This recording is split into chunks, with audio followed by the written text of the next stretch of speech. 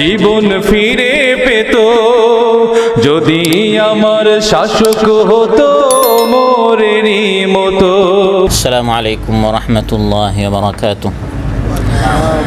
الحمد لله ذي العز والجلال والعظمة والجمال والقدرة والكمال، لك الحمد يا ربنا على نعم تترى في انهمال، وأشهد أن لا إله إلا الله وحده لا شريك له أبان الحرام من الحلال وأرشدنا إلى فضائل الأعمال، وأشهد أن سيدنا ونبينا محمدًا عبد الله ورسوله أمر بحفظ الحقوق والأموال، صلى الله تعالى عليه وعلى آله الطيبين الطاهرين ذوي السجايا السنية والخصال، وصحبه البالغين ذر العلياء والكمال، والتابعين ومن تبعهم بإحسان إلى يوم الدين والمآل، وسلم يا رب ما تعاقب البكور والآصال. أما بعد، فأعوذ بالله من الشيطان الرجيم. بسم الله الرحمن الرحيم. والله أخرجكم من بطون أمهاتكم لا تعلمون شيئا وجعل لكم السمع والأبصار والأفئدة لعلكم تشكرون. আল্লাহ তাআলা ইরশাদ করেন, আল্লাহ তাআলা তোমাদেরকে তোমাদের মায়ের পেট থেকে, মাতৃগর্ভ থেকে বের করেছেন, তোমরা কিছুই জানতে না, এবং আল্লাহ তাআলা তোমাদের জন্য সৃষ্টি করেছেন শ্রবণ শক্তি, দৃষ্টি শক্তি এবং বুধ শক্তি, যাতে করে তোমরা শুকরিয়া আদায় করো। ওমসলাল লেবার সিটি ওয়ার্ড কর্তৃক আয়োজিত আজকের এই মাহফিলে উপস্থিত জনাব সাহেবে সদর এবং উপস্থিত দিগার হাজিরিন, সূরাতুন নাহাল থেকে একটি আয়াত ৭৮ নম্বর আয়াত তিলাওয়াত করে এর সরল বাংলা অনুবাদ উপস্থাপন করেছি। এই একটি আয়াতের আলোকে মানুষকে আল্লাহ তাআলা কীভাবে সৃষ্টি করেছেন এবং মানুষ কীভাবে ধাপ ধাপ অতিক্রম করে স্তর বাই স্তর এই পর্যন্ত আসলো জানার জন্য আল্লাহ তাআলা মানুষকে শ্রবণ শক্তি, দৃষ্টি শক্তি, বুধ শক্তি দিয়েছেন, যাতে করে মানুষ আল্লাহর শুকরিয়া আদায় করে। এসব বিষয়ে আপনাদের সামনে আলোচনা উপস্থাপন করব ইনশাআল্লাহ। সম্মানিত ভাইয়েরা, মানুষের উৎপত্তি কি, মানুষকে আল্লাহ তাআলা কোন জিনিস থেকে সৃষ্টি করেছেন, কোরআনে কারিমে এই বিষয়ে আল্লাহ তাআলা বিভিন্ন আয়াতে আমাদেরকে বলে দিয়েছেন যে মানুষের উৎপত্তি হচ্ছে একটি তুচ্ছ ঘৃণিত ফুটা থেকে। সন্তান মায়ের জরায়ুতে আসার আগে সন্তান ছিল পিতার শুক্রকীট এবং মায়ের ডিম্বাণু। কোরআন বলছে, فَلْيَنْظُرِ الْإِنسَانُ مِمَّا خُلِقَ خُلِقَ مِنْ مَاءٍ دَافِقٍ يَخْرُجُ مِنْ بَيْنِ الصُّلْبِ وَالتَّرَائِبِ। মানুষ যেন চিন্তা করে ভাবে তাকে কোন জিনিস থেকে আল্লাহ সৃষ্টি করেছেন। সবেগে নির্গত, খুব দ্রুত নির্গত একটি ফুটা থেকে আল্লাহ মানুষকে সৃষ্টি করেছেন, যা বাবার পৃষ্ঠদেশ এবং মায়ের বক্ষদেশ থেকে নির্গত হয়। এই দুটি মিলিত হওয়ার ফলে আজ এই মানুষ পৃথিবীতে এসেছে। সুবহানাল্লাহ। একবার বীর্যপাত হলে বর্তমান বিজ্ঞান বলছে 4 থেকে 6 কোটি শুক্রাণু সবেগে একসাথে নিক্ষিপ্ত হয়। 4 থেকে 6 কোটি পর্যন্ত শুক্রাণু সবেগে নির্গত হয়। তাদের মধ্যে নারীর ডিম্বাণুর সাথে মিলনের প্রতিযোগিতা শুরু হয়ে যায়। অবশেষে কোটি কোটি শুক্রাণু মারা যায়। মাত্র একটি শুক্রাণু ডিম্বাণুর সাথে মিলে এই ভ্রূণের, এই সন্তানের তৈরির প্রক্রিয়া শুরু হয়। 4 থেকে 6 কোটি শুক্রাণু মারা গিয়েছে, যেগুলো সবগুলো আমার আপনার ভাই ছিল। 4 থেকে 6 কোটি আমার আপনার ভাই বোন ছিল, সবাই মারা গিয়েছে। শুধু একটি শুক্রাণু মায়ের ডিম্বাণুর সাথে মিলিত হয়ে তারপরে এটা জীবিত হয়। ধাপে ধাপে আমি আপনি এই পর্যন্ত পৌঁছেছি। সুবহানাল্লাহ। وأنه خلق الزوجين الذكر والأنثى من نطفة إذا تمنى। আল্লাহ তাআলা বলেন, আল্লাহ তাআলা মানুষের এই জোড়া সৃষ্টি করেছেন, নারী পুরুষ। নারী হোক পুরুষ হোক সবার মূল হচ্ছে মিন নুতফাতিন ইদা তুমনা, একটি বীর্য ফুটা থেকে যা সবেগে নির্গত হয়েছে। এবং কোরআন বলছে এই ফুটাটি তুচ্ছ, এই ফুটাটি হচ্ছে ঘৃণিত। ثم جعل نسله من سلالة من ماء مهين। আল্লাহ তাআলা বলেন, হে মানুষ, তোমার মূল উৎস হচ্ছে একটি ঘৃণিত বীর্য থেকে। এখানে লক্ষণীয় বিষয় হচ্ছে মিম্মা ইন মিন নুতফাতিন, শুধু এতটুকু আল্লাহ বলেন নাই, বলেছেন মিম্মা ইম্মাহিন, একটি তুচ্ছ একটি ঘৃণিত পানি থেকে হে মানুষ তোমাকে সৃষ্টি করা হয়েছে। মানুষের শরীর থেকে যখন প্রস্রাব বের হয়, গোসল করা ফরজ হয়? গোসল করা ফরজ হয় না, শুধু কি ফরজ হয়? ওযু ফরজ হয়। কিন্তু যে বীর্য হচ্ছে মানুষের মূল উৎস, মানুষ যখন বীর্যপাত হয় তখন তার উপর শুধু ওযু নয়, আল্লাহ বলেন এই পানিটি হচ্ছে এমন ঘৃণিত এবং তুচ্ছ যে তখন মানুষের উপর গোসল ফরজ হয়ে যায়। অতএব সর্বোচ্চ এই পৃথিবীতে কয়েক দশকের জন্য আপনি এসেছেন, কয়েক শতাব্দী না, বেশ থেকে বেশ কয়েক দশক, 5 দশক বা 6 দশক বা 7 দশকের জন্য 70-80 বছর আপনি বয়স পাবেন। এই জীবনে মানুষ যেন তার ক্ষমতা, তার প্রাচুর্য, তার বিদ্যা বুদ্ধি, তার জ্ঞান, এগুলোর যেন অহংকার মানুষ না করে, এগুলোর অহংকারে যেন মানুষ মত্ত হয়ে না ওঠে। কারণ কিছুদিন পূর্বে আপনি ছিলেন একটি তুচ্ছ পানির ফুটা। আউয়ালুকা নুতফাতুন কাদিরা ওয়া আখিরুকা জিফা ওয়া বাইনাহুমা তাহমিলুল আদারা। আরবিতে বলা হয়, হে মানুষ অহংকার করিও না, তোমার শুরু ছিল একটি তুচ্ছ পানি, শেষে তুমি হয়ে যাবে দুর্গন্ধ লাশ, আর এর দুইয়ের মাঝখানে তুমি ময়লা আবর্জনা পেটে বহন করে তুমি চলাফেরা করো। অতএব এক সময় মা ইম্মাহিন, তুমি একটি তুচ্ছ পানি ছিলে, এবং একটি সময় আসবে কিছুদিন পর মাটির পোকা, ব্যাকটেরিয়া ইত্যাদি তোমার এই শরীরটি তার আহার করবে। আলাম ইয়াকুন নুতফাতাম মিন মানিয়্যিন ইউমনা সুম্মা কানা আলাকাতান ফাখালাকা ফাসাওয়া। আল্লাহ তাআলা বলেন, এই মানুষকে এক সময় একটি বীর্য ফোঁটা ছিল না? একটু মানুষ যেন ভাবে, চিন্তা করে, এত অহংকারী, এত দম্ভ, এত মানুষের উপর জুলুম শোষণ, নিজের শক্তি পেয়ে মানুষ তার অতীত ভুলে যায়। মানুষের অতীতে সে একটা বীর্য ফোঁটা ছিল, তারপর এটাকে আল্লাহ একটি গোশতের টুকরা করলেন, শক্তিশালী একটা মানুষ হলো, ফাসাওয়া, এখন সে শক্তিশালী হয়ে গেল।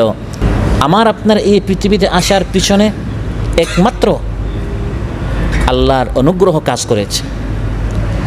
4 থেকে 6 কোটি পর্যন্ত যে শুক্রাণুগুলো নষ্ট হয়ে গেছে, সেখানে আল্লাহ তাআলা আমার আপনার নামও রাখতে পারতেন কি না? তাহলে আমাদের সৃষ্টিই হতো না, আমরা অস্তিত্বেই আসতাম না, নষ্ট হয়ে যেতাম, মারা যেতাম, অনস্তিত্বের জগতে আমরা থাকতাম। তাই আল্লাহ বলেন, হে মানুষ চিন্তা করো, আফারাআইতুম মা তুমনুনা আআনতুম তাখলুকুনাহু আম নাহনুল খালিকুন। হে মানুষ, যে বীর্যপাত তোমার, এটা নিয়ে চিন্তা করো, এটাকে আমি আল্লাহ সৃষ্টি করি না, তুমি স্রষ্টা। মূল স্রষ্টাকে আল্লাহ তাআলা হচ্ছেন স্রষ্টা, সুবহানাল্লাহ। তারপর আল্লাহ তাআলা কোরআনের মধ্যে বলে দিয়েছেন, মানুষ ধাপে ধাপে এই পর্যন্ত এসেছে। একসময় মানুষ তুচ্ছ ঘৃণিত একটি ফোঁটা ছিল, সেখান থেকে মানুষ হয়ে গেল জমাট একটি রক্ত, সুবহানাল্লাহ। খালাকাল ইনসানা মিন আলাক। আলাক বলা হয় জমাট রক্তকে, রক্তের একটি টুকরা মানুষ হয়ে গেল, একটি ফোঁটা পানি থেকে রক্তের টুকরা হয়ে গেল। এই রক্তের টুকরাকে ধীরে ধীরে আস্তে আস্তে 40 দিন মানুষ ছিল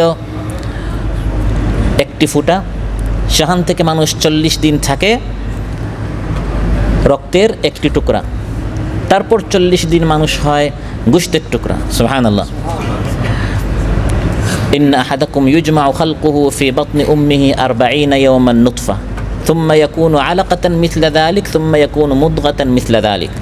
বুখারী মুসলিমে এসেছে, রাসূল সাল্লাল্লাহু আলাইহি ওয়াসাল্লাম ইরশাদ করেন, তোমরা মায়ের পেটে 40 দিন পর্যন্ত একটি ফোঁটা থাকো, তারপর 40 দিন রক্তের টুকরা, তারপর 40 দিন গোশতের টুকরা।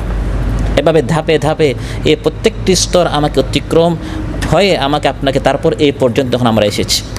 ثم خلقنا النطفة علقة فخلقنا العلقة مضغة فخلقنا المضغة عظاما فكسونا العظام لحما ثم أنشأناه خلقا آخر ফাতাবারাকাল্লাহু আহসানুল খালিকিন।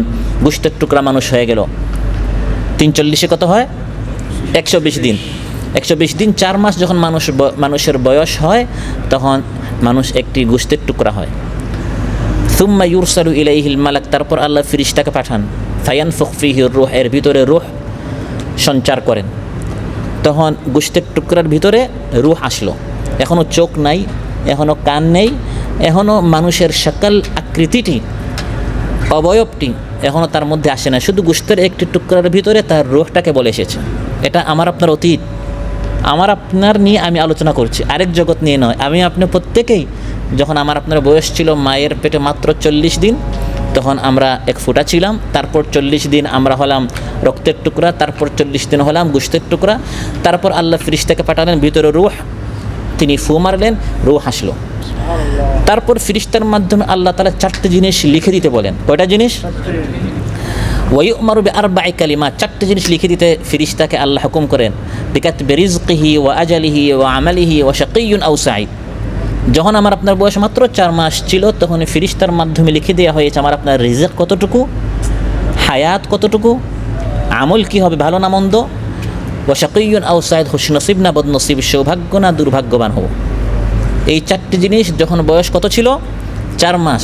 দুনিয়ার 4 মাস নয়, মায়ের পেটে যখন আমার আপনার ঠিকানা ছিল, পার্মানেন্ট অ্যাড্রেস ছিল মায়ের পেট, আমার আপনার ঠিকানা ছিল, বাড়ি ছিল কোথায়? মায়ের পেটে। সেখানে যখন বয়স 4 মাস, তখন এই বিষয়গুলো চূড়ান্ত হয়ে গেল। আল্লাহ তাআলা বলেন, ওই মায়ের পেটে হে মানুষ, আমি তোমার দেখাশোনা করেছি। মাও জানতো না, বাবাও জানতো না, ডাক্তারও জানতো না, কোনো কফিল স্পন্সর কোম্পানিও জানতো না। يخلقكم في بطون أمهاتكم خلقا من بعد خلق في ظلمات ثلاث। 3টি অন্ধকারের ভিতরে, খালকাম মিন বাদি খালকিন, একটি স্তরের পর আরেকটি স্তর পর্যন্ত আমি আল্লাহ তাআলা তোমাকে নিয়েছি। ফোঁটা থেকে রক্ত হলে, রক্ত থেকে গোশতের টুকরা হলে, গোশতের টুকরা থেকে হাড্ডির টুকরা হলে, হাড্ডির টুকরা থেকে আমি আল্লাহ তাআলা এর উপর গোশতের ছাউনি দিলাম। তারপর মানুষের চোখ, নাক, কান ইত্যাদির সকল সূরাত দিয়ে একটি সুন্দর অবয়বে আমি মানুষকে সৃষ্টি করে দিলাম। সুবহানাল্লাহ। ফি যুলুমাতিন সালাস, 3টি অন্ধকারের ভিতরে আল্লাহ তাআলা আমাদেরকে সৃষ্টি করেছেন। একটি হচ্ছে মায়ের পেটের অন্ধকার, একটি হচ্ছে গর্ভাশয়ের অন্ধকার, আরেকটি হচ্ছে শিশু যে পাতলা আবরণ দ্বারা আচ্ছাদিত থাকে, সেই পাতলা আবরণের অন্ধকার। এই ত্রিবিধ অন্ধকারের ভিতরে আমাদের দেখাশোনা, লালন পালন কে করেছেন? মায়ের পেটে আমাদের খাবারের ব্যবস্থা আল্লাহ করে দিয়েছেন। মায়ের মাসিক অসুখ বন্ধ আল্লাহ তাআলা করে দিলেন। মায়ের নাভির সাথে সন্তানের নাভির আল্লাহ তাআলা তার লাগিয়ে দিলেন, কানেকশন করে দিলেন। এই তারের মাধ্যমে মায়ের রক্ত দিয়ে তিল তিল করে আল্লাহ তাআলা আমাদেরকে বড় করেছেন। মায়ের পেটে আমি আপনি যা খেয়েছি, এটা মূলত মায়ের রক্ত আমরা খেয়েছি। মায়ের শরীরটা দুর্বল হয় কেন, বারবার খেতে হয় কেন? কারণ সন্তান মায়ের গোশত খায়, মায়ের হাড্ডি খায়, মায়ের খাবার, মায়ের রক্ত চুষে চুষে সন্তান এগুলো শেষ করে ফেলে। এজন্য গর্ভধারিণী মা, তার খিদা বেশি লাগে না কম লাগে? বেশি লাগে। নাপাক রক্ত যাতে করে মুখে না লাগে, সেজন্য আল্লাহ তাআলা মায়ের নাভির সাথে সন্তানের নাভির লাইন করে দিলেন, কানেক্ট করে দিলেন, এবং নাভি থেকে নাভি পর্যন্ত আল্লাহ তাআলা খাবারকে পাস করে দিলেন। কিন্তু মায়ের রক্তকে আল্লাহ তাআলা মুখের ভিতরে ঢুকাতে দিলেন না, যাতে করে এই মুখটি পবিত্র থাকে। পৃথিবীতে এসে এই পবিত্র মুখ দিয়ে বনি আদম তার রবের পবিত্র নামের জিকির করতে পারে। সুবহানাল্লাহ। এভাবে একটি কাল অতিক্রম হলো। 7 মাস, 8 মাস, 9 মাস পর্যন্ত মায়ের পেটে আমরা, মায়ের নাভি থেকে আমাদের নাভি পর্যন্ত আল্লাহ তাআলা খাবারের ব্যবস্থা করলেন। কয়দিন? কোরআন বলছে, ওয়ানুকিরু ফিল আরহামি মা নাশাউ ইলা আজালিম মুসাম্মা। মায়ের পেটে এই বাচ্চাকে নির্দিষ্ট একটি কাল পর্যন্ত থাকতে হয়, যতদিন আমি আল্লাহ তাআলা চাই ততদিন। বিচার মেয়াদ মায়ের পেটে ঠিক করেন কে? আল্লাহ তাআলা। ডাক্তার বলে আপনাকে মায়ের পেট নামক দেশ থেকে বের হয়ে যেতে হবে আগামী 9 মাসের মধ্যে। 1 ডিসেম্বর ডেলিভারির তারিখ, দেখা যায় 2 হয়ে যায়, 5 হয়ে যায়, 10 হয়ে যায়, এখনও ডেলিভারি হয় না, কারণ ডাক্তার চেয়েছে, কিন্তু কে চান নাই? আল্লাহ বলেন মা না শাহ, ও আমি আল্লাহ তাআলা যতদিন চাই হে সন্তান ততদিন তোমাকে মায়ের পেটেই থাকতে হবে। কোনো সন্তান 7 মাসের মাথায় বের হয়ে যায়, কারণ আল্লাহ চেয়েছেন। কোনো সন্তান 8 মাসের মাথায়, কোনো সন্তান 9 মাসের মাথায়।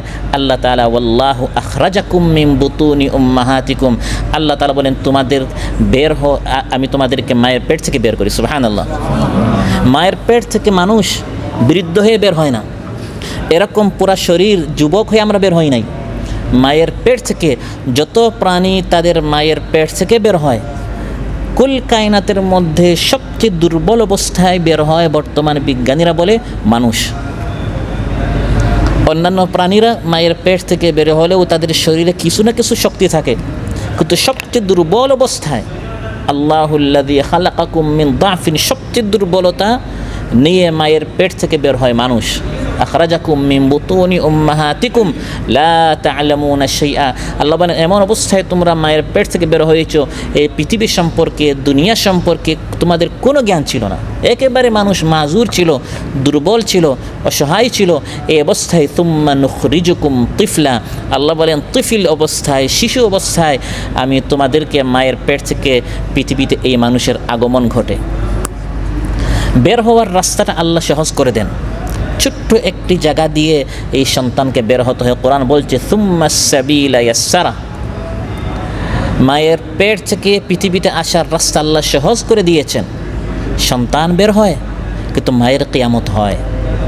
এই অবস্থায় যদি কোনো মা মারা যায়, হাদিসের মধ্যে রাসূল সাল্লাল্লাহু আলাইহি সাল্লাম ইরশাদ করেন এই মা শাহাদাতের দরজা পাবে। সুবহানাল্লাহ। কারণ মৃত্যু যন্ত্রণার চেয়ে আরও কঠিন যন্ত্রণা তখন মায়ের হয়।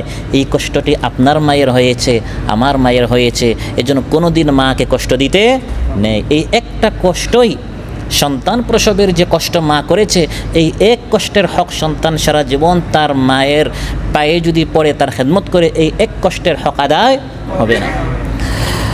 তারপর সন্তান পৃথিবীতে আসার 6 মাস আগে সন্তান যখন মায়ের পেটে ছিল, মায়ের রক্ত খেত, কিন্তু পৃথিবীতে আসার পর এই সন্তান কি খাবে মা বাবা চিন্তা করে নাই। আমার আপনার রব আল্লাহ তাআলা ব্যবস্থা করেছেন, সন্তান পৃথিবীতে আসার 6 মাস আগে আল্লাহ তাআলা মায়ের বুকে খাবার রিজার্ভ করে দিয়েছেন। সুবহানাল্লাহ। বাচ্চা পৃথিবীতে আসার মোটামুটি 4-5-6 মাস আগে থেকে মায়ের বুকে দুধ আসা শুরু হয়ে যায়। আপনি পৃথিবীতে আসার আগেই আল্লাহ তাআলা সব ব্যবস্থা করে দেন। তিনি হচ্ছেন আমার আপনার রব। সুবহানাল্লাহ। রব্বুনাল্লাযী আ'তা কুল্লা শাইইন খালকাহু সুম্মা হাদা। আল্লাহ তাআলা বলেন মুসা আলাইহিস সালাম ফিরআউনের সামনে আমার রবকে, রবের পরিচয় তুলে ধরছেন। আমার রব হচ্ছেন তিনি যিনি তার সৃষ্টিকে সব কিছু দিয়েছেন। সুবহানাল্লাহ। মায়ের পেটেও দিয়েছেন, মায়ের পেট থেকে বের হওয়ার সঙ্গে সঙ্গে পৃথিবীতে যখন আমার যা লাগবে, যা প্রয়োজন, চাওয়ার আগে সব ব্যবস্থা আল্লাহ তাআলা করে দিয়েছেন। সুবহানাল্লাহ। এতদিন আমি খেয়েছি মায়ের রক্ত, পৃথিবীতে আসার পর মায়ের দুধ আমি পান করব। হজম করার সুবিধার্থে আল্লাহ তাআলা দুধটা ঘন করেন নাই, বরং দুধটাকে আল্লাহ তাআলা পাতলা করেছেন, আবার সামান্য মিষ্টি করেছেন, হালকা পাতলা করে বানিয়েছেন, যাতে করে এই কচি বাচ্চা সহজে এই দুধ হজম করতে পারে। মায়ের স্তনে যদি একটা ছিদ্র হতো, লা তা'লামুনা শাইআ, এই বাচ্চা কিচ্ছু জানে না। প্রথমবার যখন দুধ পান করতে যাবে, চুষা এবং টান মারার সঙ্গে সঙ্গে দুধ তার গলায় আটকে যাবে, এই ছোট্ট কচি বাচ্চা মারা যাবে, তার শ্বাস বন্ধ হয়ে যাবে। সেজন্য আল্লাহ তাআলা মায়ের স্তনে একটি ছিদ্র না করে 32টি ছিদ্র আল্লাহ তাআলা করে দিয়ে, ছোট্ট ছোট্ট লাইন দিয়ে বাচ্চার দুধ পানের ব্যবস্থা আল্লাহ তাআলা করে দিয়েছেন। আল্লাহ তাআলা বলেন এভাবে হে মানুষ, ওয়াল্লাহু আখরাজাকুম মিন বুতুনি উম্মাহাতিকুম, আল্লাহ তাআলা বলেন তোমার মায়ের পেট থেকে, ওয়াল্লাহু আল্লাহ তাআলা আখরাজাকুম তোমাদেরকে বের করেছেন, মিন বুতুনি উম্মাহাতিকুম তোমাদের মায়ের পেট থেকে, লা তা'লামুনা শাইআ, লা তা'লামুনা শাইআ তোমরা কিছুই জানতে না। এখন মানুষের কত বাহাদুরি, আমি এটা জানি, এই কাজ জানি, এই জ্ঞান জানি, এত ভাষা জানি। মানুষ অহংকার করে না? মায়ের পেট থেকে যখন আপনি বের হয়েছেন তখন আপনি কি জানতেন? আল্লাহ বলেন লা তা'লামুনা শাইআ, তুমি কিছুই জানতে না। তারপর ধীরে ধীরে তোমাকে জানিয়েছেন কে? আল্লাহ তাআলা। ইকরা ওয়া রাব্বুকাল আকরামুল্লাযী আল্লামা বিল কলম আল্লামাল ইনসানা মা লাম ইয়ালাম। আল্লাহ বলেন যা মানুষ জানতো না আল্লাহ তাআলা মানুষকে জানিয়েছেন। সুবহানাল্লাহ। এখন জানবো কি করে? পৃথিবীতে আসলো এই বাচ্চাটি, নতুন নবজাতক বাচ্চা, পৃথিবী সম্পর্কে কিচ্ছু জানে না, জানবে কি করে? জানার জন্য আল্লাহ তাআলা 3টি রাস্তা এই বাচ্চাকে দিয়েছেন। কয়টি রাস্তা? ওয়াজআলা লাকুমুস সামআ ওয়াল আবসারা ওয়াল আফইদা, শ্রবণ শক্তি, দৃষ্টি শক্তি, বুধ শক্তি, 3টি রাস্তা আল্লাহ তাআলা দিয়েছেন যাতে করে এই 3টি রাস্তার মাধ্যমে ধীরে ধীরে আস্তে আস্তে এই মানুষ জ্ঞান অর্জন করতে পারে। সুবহানাল্লাহ। অতএব আল্লাহর শুকরিয়া আদায় করেন জ্ঞান অর্জন করে, যাতে করে মানুষ অহংকারী না হয়। وهو الذي أنشأ لكم السمع والأبصار والأفئدة قليلا ما تشكرون।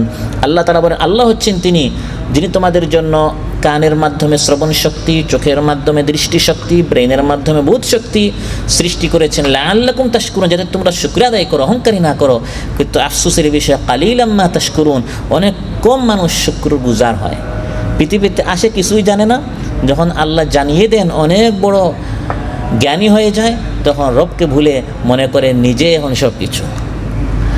যখন মানুষ সব কিছু শুনতে পারে, দেখতে পারে, আল্লাহ বলেন একটু নিজের অতীত নিয়ে চিন্তা করো, একসময় তুমি কি ছিলে?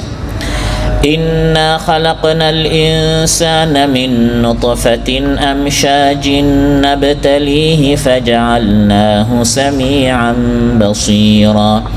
আল্লাহ তাআলা বলেন আমি মানুষকে মিলিত শুক্রাণু থেকে, মা বাবার মিলিত শুক্রাণু বিন্দু থেকে সৃষ্টি করেছি। ওই একটি বিন্দু এখন কত বড় মানুষ হয়ে গেল, এখন সে সব শুনে, এখন সে সব দেখে। অথচ ওই যে রক্তের একটি টুকরা ছিল, গোশতের একটি টুকরা ছিল, সে কি শুনতে পারতো, দেখতে পারতো? চোখই ছিল না, কানই ছিল না। আমি আল্লাহ তাআলা ছিদ্র করে দিলাম, চোখের মাধ্যমে সে দেখে, কানের মাধ্যমে শুনে, শুনে শুনে দেখে দেখে এখন অনেক বড় জ্ঞানী হয়ে গেল। এই জন্য অহংকারী না হয়ে রবের নিকট দোয়া করেন, হে আল্লাহ আমৃত্যু এই নিয়ামতগুলো আমার মধ্যে তুমি হেফাজত করো, এই নিয়ামতগুলো দ্বারা তুমি আমার মধ্যে রাখো, এই নিয়ামতগুলো থেকে তুমি আমাকে মাহরুম করিও না। রাসূল সাল্লাল্লাহু আলাইহি ওয়াসাল্লাম দোয়া করতেন, তিরমিজিতে এসেছে, ওয়ামাত্তি'না আল্লাহুম্মা বিআসমা'iনা ওয়া আবসারিনা ওয়া কুওয়াতিনা আবাদাম মা আবকাইতানা ওয়াজআলহুল ওয়ারিসা মিন্না। হে আল্লাহ, যতদিন আমি জীবিত থাকবো এই শক্তিগুলো থেকে যেন আমি বঞ্চিত না হই। অনেক মানুষ দৃষ্টি শক্তি নিয়ে আসে, তারপর অন্ধ হয়ে যায়। শ্রবণ শক্তি নিয়ে আসে, তারপর বধির হয়ে যায়। বুধ শক্তি নিয়ে আসে, তারপর পাগল হয়ে যায়। এরকম মানুষ আছে না নাই? এই জন্য শুধু এই শক্তিগুলো পেলেই আমি অনেক বড় কিছু হয়ে গেলাম না, আল্লাহ তাআলা এগুলো আবার নিয়ে নিতেও পারেন। মানুষ অনেক দুর্বল, যেন আল্লাহকে দোয়া করতে হবে, আল্লাহ এই নিয়ামতগুলো থেকে আপনি আমাকে মাহরুম করবেন না, আপনি আমাকে বঞ্চিত করবেন না। প্রিয় ভাইরা, জ্ঞান অর্জন করার জন্য আলোচ্যতে আল্লাহ তাআলা বলেন লা তা'লামুনা শাইআন, মানুষ কিছু জানতো না, জানার জন্য আমি আল্লাহ তাআলা তাকে দিয়েছি শ্রবণ শক্তি, দৃষ্টি শক্তি আর বুধ শক্তি। এই 3 শক্তি আছে মানুষের মাথায়। মানুষের কোথায়? এই মাথা। এই পুরো শরীরের মূল হচ্ছে মাথা, মূল ইঞ্জিন, মূল মেশিন হচ্ছে মাথা। হাত পা ইত্যাদি এরা হচ্ছে পরিচালক হচ্ছে মাথা। মাথার মধ্যে আছে মগজ, আছে ব্রেইন। এই ব্রেইনের মধ্যে 1000 মিলিয়ন অনুভূতি কোষ, সেল রয়েছে। ইংলিশে সেল বলে, CELL, বাংলায় কোষ বলে। এই ধরনের আমাদের প্রত্যেকের মাথায় 1000 মিলিয়ন অনুভূতি কোষ আছে। সুবহানাল্লাহ। প্রত্যেকটা কোষ, প্রত্যেকটা সেলের আলাদা আলাদা কাজ। একটার কাজ হচ্ছে সুখ, আরেকটার কাজ হচ্ছে দুঃখ, আরেকটার কাজ হচ্ছে ভালোবাসা, আরেকটার কাজ হচ্ছে আনন্দ, আরেকটা কাজ হচ্ছে রাগ, ক্রোধ। এই যে এক এক সময় আমাদের এক এক ধরনের ফিলিংস, অনুভূতি আসে, এক এক কোষ পরিস্থিতির আলোকে সে তার দায়িত্ব পালন করে। সুবহানাল্লাহ। আল্লাহ বলেন, হে মানুষ একটু নিজের দিকে তাকাও। আমি আল্লাহকে চেনার জন্য আসমান জমিন এবং পুরা দুনিয়া ঘোরার দরকার নেই, একটু নিজের দিকে তাকালে চিন্তা করে বুঝতে পারবে তোমাকে কে সৃষ্টি করেছে। সুবহানাল্লাহ। ওয়াফি আনফুসিকুম আফালা তুবসিরুন। আল্লাহ বলেন, হে মানুষ তুমি কি নিজের দিকে তাকাও না? আমি তোমাকে কিভাবে সৃষ্টি করেছি। আবার এই ব্রেইনের মধ্যে আছে মেমোরি। একসময় এগুলো মানুষ বুঝতো না, এখন মোবাইলের কারণে, এগুলোর কারণে আমাদের দাদা পরদাদা ইত্যাদি তাদেরকে মেমোরি বলা হলে, এবং আজকের আমরা যে আলোচনাগুলো করছি তাদেরকে বোঝাতে অনেক কষ্ট হতো। কিন্তু বর্তমান এই যুগে এই সকল শব্দ আমরা সবসময় ব্যবহার করে জন্য বোঝাটা অনেক সহজ। আমাদের প্রত্যেকের মাথায় আল্লাহ তাআলা এক একটা মেমোরি দিয়েছেন, সুবহানাল্লাহ। যেরকম মোবাইলের মেমোরি আছে, কম্পিউটারের মেমোরি থাকে, মেশিন যত বড় হয় তার মেমোরি তত কী হয়, বড় হয়। মানুষের এই মাথায় আমাদের প্রত্যেককে আল্লাহ তাআলা ফ্রিতে মেমোরি দিয়েছে। এখন যদি বলা হতো মানুষ তোমাকে সৃষ্টি করলাম, মেমোরি কিন্তু তোমাকে কিনতে হবে। কত কিনতে হবে? কাতারে 30 বছর কাজ করে এই মেমোরির দাম পরিশোধ করতে হবে। এখন আপনি দেশে আপনার স্ত্রী সন্তানের ফ্যামিলির খরচ দিবেন না মেমোরি কিনবেন? আল্লাহ ফ্রিতে আমাদের প্রত্যেককে এক একটা মেমোরি দিয়েছেন, তাও সুবহানাল্লাহ বলতে ইচ্ছা করলো না। প্রত্যেককে এক একটা মেমোরি, এক একটা স্মৃতিশক্তি আল্লাহ দিয়েছেন। এই মেমোরি কতটুকু? কোনো একদিন এমন হয় নাই যে আমার মেমোরি ফুল হয়ে গেছে। মোবাইলে মাঝে মধ্যে হয় না, মেমোরি কী হয়ে যায়, হ্যাং হয়ে যায়, ডিলিট করতে হয়। ডাক্তারের কাছে গেছেন, আমার মাথা অনেক ঘুরতেছে, কী করব? ডাক্তার বলে যে তোমার মেমোরিতে বেশি সেভ হয়ে গেছে, এখন কিছু ফাইল কী করতে হবে, ডিলিট করতে হবে। না, আপনার মেমোরি এমন নয়। আমাদেরকে সাধারণ কেউ বানায় না, আমাদেরকে কে বানিয়েছেন? আল্লাহ তাআলা বানিয়েছেন। পৃথিবীতে আসার পর থেকে আজ অবধি মৃত্যু পর্যন্ত কত ফটো দেখেছি, পৃথিবীর কত চিত্র দেখেছি, আসমান জমিন পাহাড় পর্বত নদ নদী আমরা দেখেছি। আপনার আমার মধ্যে কত গল্প হয়েছে। এই ছোটোবেলা থেকে এলাকায় মহল্লায় দেশে বিদেশে আমরা কত কথাবার্তা বলেছি, কত ফটো, কত নাম, কত নাম্বার এই মেমোরিতে সেভ করেছি। আজ পর্যন্ত একদিনের জন্য এই ব্রেনটি, এই মেমোরিটি হ্যাং হয় নাই। এটি হচ্ছে বর্তমান বিজ্ঞানীরা বলে এটা হচ্ছে একটা বিশ্ব লাইব্রেরি, সুবহানাল্লাহ। আমার আপনার মেমোরিতে যা আছে এগুলো যদি প্রিন্ট আউট করা হয়, পৃষ্ঠা করে প্রিন্ট আউট করা হয়, পুরো এলাকায় জায়গা হবে না, এত পৃষ্ঠা হবে। কিন্তু এই সব কিছু আল্লাহ তাআলা ছোট্ট একটা মেমোরিতে সেভ করে রেখেছেন, সুবহানাল্লাহ। অতএব এই গোটা দেহকে পরিচালনা করে মস্তিষ্ক, ব্রেইন, এবং এই মস্তিষ্কের মধ্যে ইনফরমেশন, তথ্য সরবরাহ করে অনেক সেন্টার আছে। মূল পরিচালক হচ্ছে ব্রেইন, এবং এই ব্রেইনের মধ্যে বিভিন্ন তথ্য সংগ্রহ করার জন্য বেশ কয়েকটা শাখা সেন্টার আছে। এর মধ্যে একটা সেন্টার হচ্ছে দৃষ্টিশক্তি। দেখে দেখে জ্ঞান হয়, জ্ঞান অর্জন করে করে এই তথ্যগুলো ব্রেইনের নিকট গিয়ে পৌঁছে, তারপরে ফাইলটা সেফ হয়। একসময় এগুলো বুঝতে কষ্ট হতো, এখন আমাদের কী হয়, সহজে যেগুলো আমরা রাত দিন আমরা মোবাইল ইউজ করি। যেমন আপনি মোবাইলে একটা ফটো সেভ করবেন, কিছু জিনিস মেমোরিতে আসে ক্যামেরার মাধ্যমে, ক্যামেরা থেকে আপনি সেভ করলেন। কিছু জিনিস আপনি নাম আপনি সেভ করেন, এটা তো ক্যামেরা দিয়ে নয়, এটা আপনি ওই মোবাইলের যে নাম আমরা যেখানে সেভ করি সেখানে আপনি নাম্বার লিখে নাম দিয়ে আপনি কী করেন, সেভ করেন। তো বিভিন্ন রাস্তা দিয়ে মেমোরিতে সেভ করতে হয়। তো আপনারা এই মেমোরিতে বিভিন্ন তথ্য ইনফরমেশন সেভ করার জন্য বেশ কয়েকটা রাস্তা আল্লাহ সৃষ্টি করেছেন।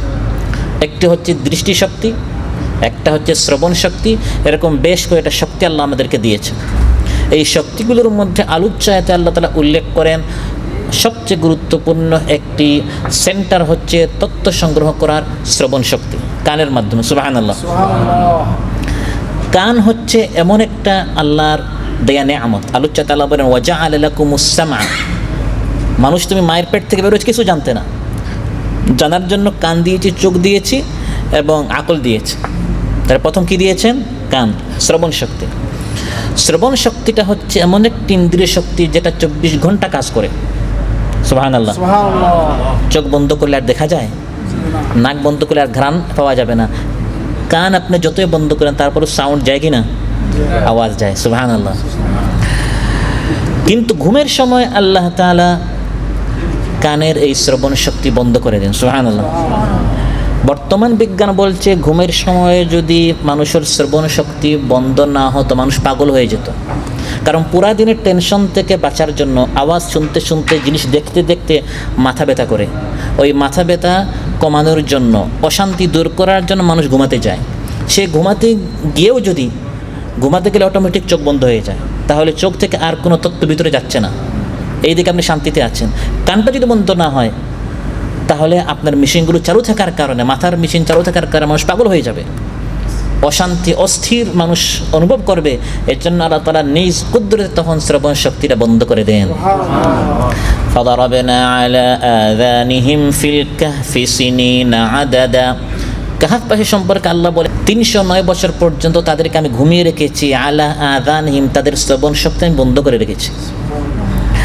কান মহান আল্লাহ তাআলার এক অপার সৃষ্টি। কানের ভিতরে রয়েছে প্রায় 1 লক্ষ শ্রবণ কোষ। এই শ্রবণ কোষগুলো মস্তিষ্কে শব্দ পাঠায়। শব্দগুলো শুনে, এই যে এতক্ষণ আপনি আমার আলোচনা শুনতেছেন, এগুলো অটোমেটিক কাজ করতেছে। শব্দগুলো কান গ্রহণ করে মাথার নিকট পৌঁছে দেয়। কান আওয়াজ শুনে আর মাথায় গিয়ে অটোমেটিক এটা চিন্তা করে করে আমরা এটা বুঝে ফেলি। কান কিন্তু বুঝে না, কান শুধু কি করে, শুনে। শুনে এটা সঙ্গে সঙ্গে সে মস্তিষ্কের নিকট পাঠায়। এভাবে অটোমেটিক আমাদের শ্রবণ কার্য সম্পন্ন হচ্ছে। সুবহানাল্লাহ। মহান আল্লাহ তাআলা কানের প্রবেশ মুখে এক ধরনের কটু স্বাদের ময়লা সৃষ্টি করেছেন। কান যত পরিষ্কার করেন, কান থেকে কি বের হয়? আপনাদের কানে নাই মনে হয়? যত গোসলের সময় সাফ করেন, তাও দেখেন কানে কি আছে? এটা কে সৃষ্টি করেছেন? বর্তমান বিজ্ঞান আবিষ্কার করেছে এই ময়লার পিছনেও মহান রহমানের রহমত রয়েছে। সুবহানাল্লাহ। সে কটু গন্ধ এবং বিষাদ ময়লা থাকার কারণে কোনো কীট বা কোনো পোকা আমাদের কানে ঢুকতে, আপনি ঘুমিয়ে আছেন, যদি আপনার কানে এগুলো ঢুকতো তাহলে বাঁচার কোনো উপায় আছে? শুধু এই নিয়ামতের জন্য সারা জীবন সাজদা করলে তো শুকরিয়া আদায় হবে না। একটা পোকা যদি কান দিয়ে ঢুকে, বাহাদুরি আছে যে আপনি টান দিয়ে বের করতে পারবেন, তখন মানুষ পাগল হয়ে যাবে। এক বড় অহংকারীর মাথার ভিতরে আল্লাহ ল্যাংড়া মশা ঢুকিয়েছিলেন। নাম কি ছিল? নমরুদ। এ ধরনের যারা নমরুদ আছে, আল্লাহ যদি কানের ছিদ্র দিয়ে, নাকের ছিদ্র দিয়ে একটা মশা ঢুকিয়ে দেন, পোকামাকড় ঢুকিয়ে দেন, এই পৃথিবীতে থাকার যত টাকা পয়সা, কোনো শান্তি পাওয়া যাবে না। আবার লক্ষ্য করুন, কানের পথটা সোজা নয়, পেঁচালো। কানের পথটা পেঁচানো হওয়ার কারণে ঘুমন্ত অবস্থায় কোনো পিঁপড়া বা কোনো পোকা যদি কানে ঢুকেও যায়, একেবারে শেষ পর্যন্ত পৌঁছতে পারে না। ঘুরানো পথ সে পের হতে হতে, যেতে যেতে আপনি সোজা হয়ে যাবেন। রাস্তা সোজা হলে একবারে সে আপনার ভিতরে চলে যেত। আল্লাহ রাস্তাটা পেছানো রেখেছেন যাতে করে ভিতরে পৌঁছার আগে মানুষ ঘুম থেকে উঠে এটাকে প্রতিরোধ করতে পারে। সুবহানাল্লাহ। আবার এই পথটা ঘোরানো হওয়ার, কানের রাস্তাটি ঘোরানো হওয়ার আরেকটা হিকমত বর্তমান বিজ্ঞান আবিষ্কার করেছে। সেটা হচ্ছে বাহিরের শব্দ একসাথে যদি কানে ঢুকে, এটা মানুষের যে পর্দা আছে, কানের পর্দার ক্ষতি হতে পারে। এজন্য আল্লাহ রাস্তাগুলো পেছানো রেখেছেন, ধীরে ধীরে আস্তে আস্তে শব্দগুলো যাতে করে কান পর্যন্ত পৌঁছে। সুবহানাল্লাহ। কানের ভিতরের অংশ প্রায় 4000 সূক্ষ্ম এবং জটিল যন্ত্র রয়েছে। এই কানের ভিতরে, এই ছোট্ট কানের ভিতরে 4000-এর মতো সূক্ষ্ম ছোট ছোট এবং জটিল মেশিন আছে, যন্ত্র আছে। এরা সবাই আল্লাহর হুকুম মেনে মেনে কাজ করছে, বিধে আপনি শুনতে পারছেন। এই 4000-এর সবাই তার একটা সংগঠন। তারা এক দেহ এক প্রাণ হয়ে তাদের সমষ্টিতে এই শ্রবণ শক্তি তার কাজ চালিয়ে যাচ্ছে। প্রত্যেকটি যন্ত্র ধারাবাহিকভাবে একসাথে বাঁধা। কোরআন বলছে, মানুষ চিন্তা করো, কুল হুয়াল্লাযী আনশাআকুম ওয়া জাআলা লাকুমুস সামআ ওয়াল আবসারা ওয়াল আফইদাতা কালিলাম মা তাশকুরুন। আল্লাহ তাআলা তোমাদেরকে শ্রবণ শক্তি দিয়েছেন, দৃষ্টি শক্তি দিয়েছেন, বুদ্ধি শক্তি দিয়েছেন, তোমরা খুব কম শুকরিয়া আদায় করো। প্রিয় ভাইরা, শ্রবণ শক্তি, এই কান কত বড় নিয়ামত।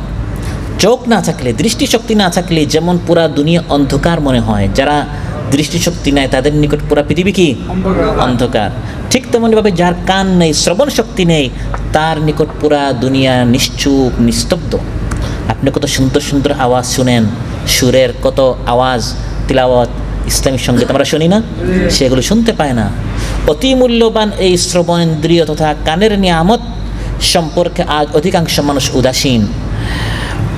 আল্লাহর পবিত্র সত্তার পরিচয় লাভ, আল্লাহর সৃষ্টিরাজি সম্পর্কে যথার্থ চিন্তা গবেষণা, তার নিদর্শনসমূহ অনুধাবন করা থেকে আজ অনেক মানুষ বঞ্চিত। চিন্তা করেন, আল্লাহ আমাকে কত বড় নিয়ামত ফ্রিতে দিয়েছেন। সুবহানাল্লাহ। মা ইয়াতিহিম মিন যিকরিম মির রাব্বিহিম মুহদাসিন ইল্লা ইসতামাউহু ওয়া হুম ইয়ালআবুনা লাহিয়াতান কুলুবুহুম।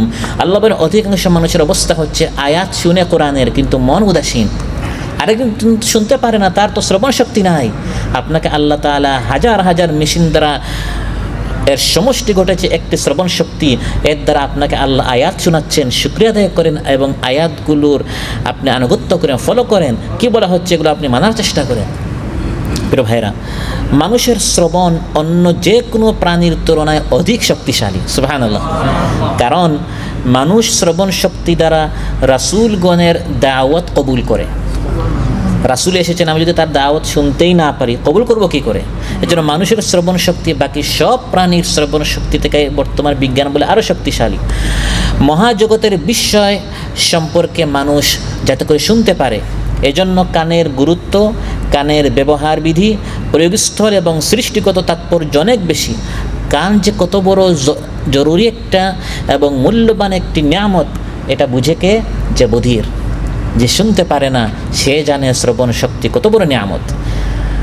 কাকে শ্রবণ শক্তি দেয়া হবে? আর কাকে ওই মায়ের পেটে যখন 4-5 মাস বয়স ছিল তখন থেকে সে শ্রবণ শক্তি থেকে বঞ্চিত হবে, আর কে পৃথিবীতে আসার পর বঞ্চিত হবে, সব সিদ্ধান্ত কার হাতে? আম্মান ইয়ামলিকুস সামআ ওয়াল আবসার। আল্লাহ বলেন শ্রবণ শক্তি এবং দৃষ্টি শক্তি কার হাতে? আল্লাহ বলেন আল্লাহর হাতে, সুবহানাল্লাহ। প্রিয় ভাইরা, লক্ষণীয় বিষয় হচ্ছে কোরআনে কারিমে যখনই শ্রবণ শক্তি এবং দৃষ্টি শক্তির আলোচনা করা হয়েছে, সব সময় আগে কানের কথা পরে চোখের কথা বলা হয়েছে। আগে চোখের কথা পরে কানের কথা বলা হয় নাই। যেমন আমার আলোচ্যাতে ওয়াজআলা লাকুমুস সামআ ওয়াল আবসার, তারপর আম্মা ইয়ামলিকুস সামআ ওয়াল আবসার, প্রায় আয়াতেই আগে কিসের কথা, তারপর কোরআনে কোনো কিছু অযথা বলা হয় না, কোনটা আগে কোনটা পরে, এর মধ্যেও একটা হিকমত আছে। বর্তমান বিজ্ঞানীরা চিন্তা করেছে, আমরা তো কোরআন শুধু হজমের জন্য বুঝিও না, পড়ি না, কিন্তু যারা অমুসলিম তারা কোরআনে চিন্তা করে এই শব্দটা আগে আসলো কেন, এই শব্দটা পরে আসলো কেন। তারা বিজ্ঞানীরা আবিষ্কার করেছে আল্লাহ তাআলা আগে কানের কথা কেন বললেন এবং পরে চোখের কথা কেন বললেন, সুবহানাল্লাহ। আল্লাহ তাআলা শ্রবণ শক্তির কথা দৃষ্টি শক্তির আগে কয়েক কারণে বলেছেন।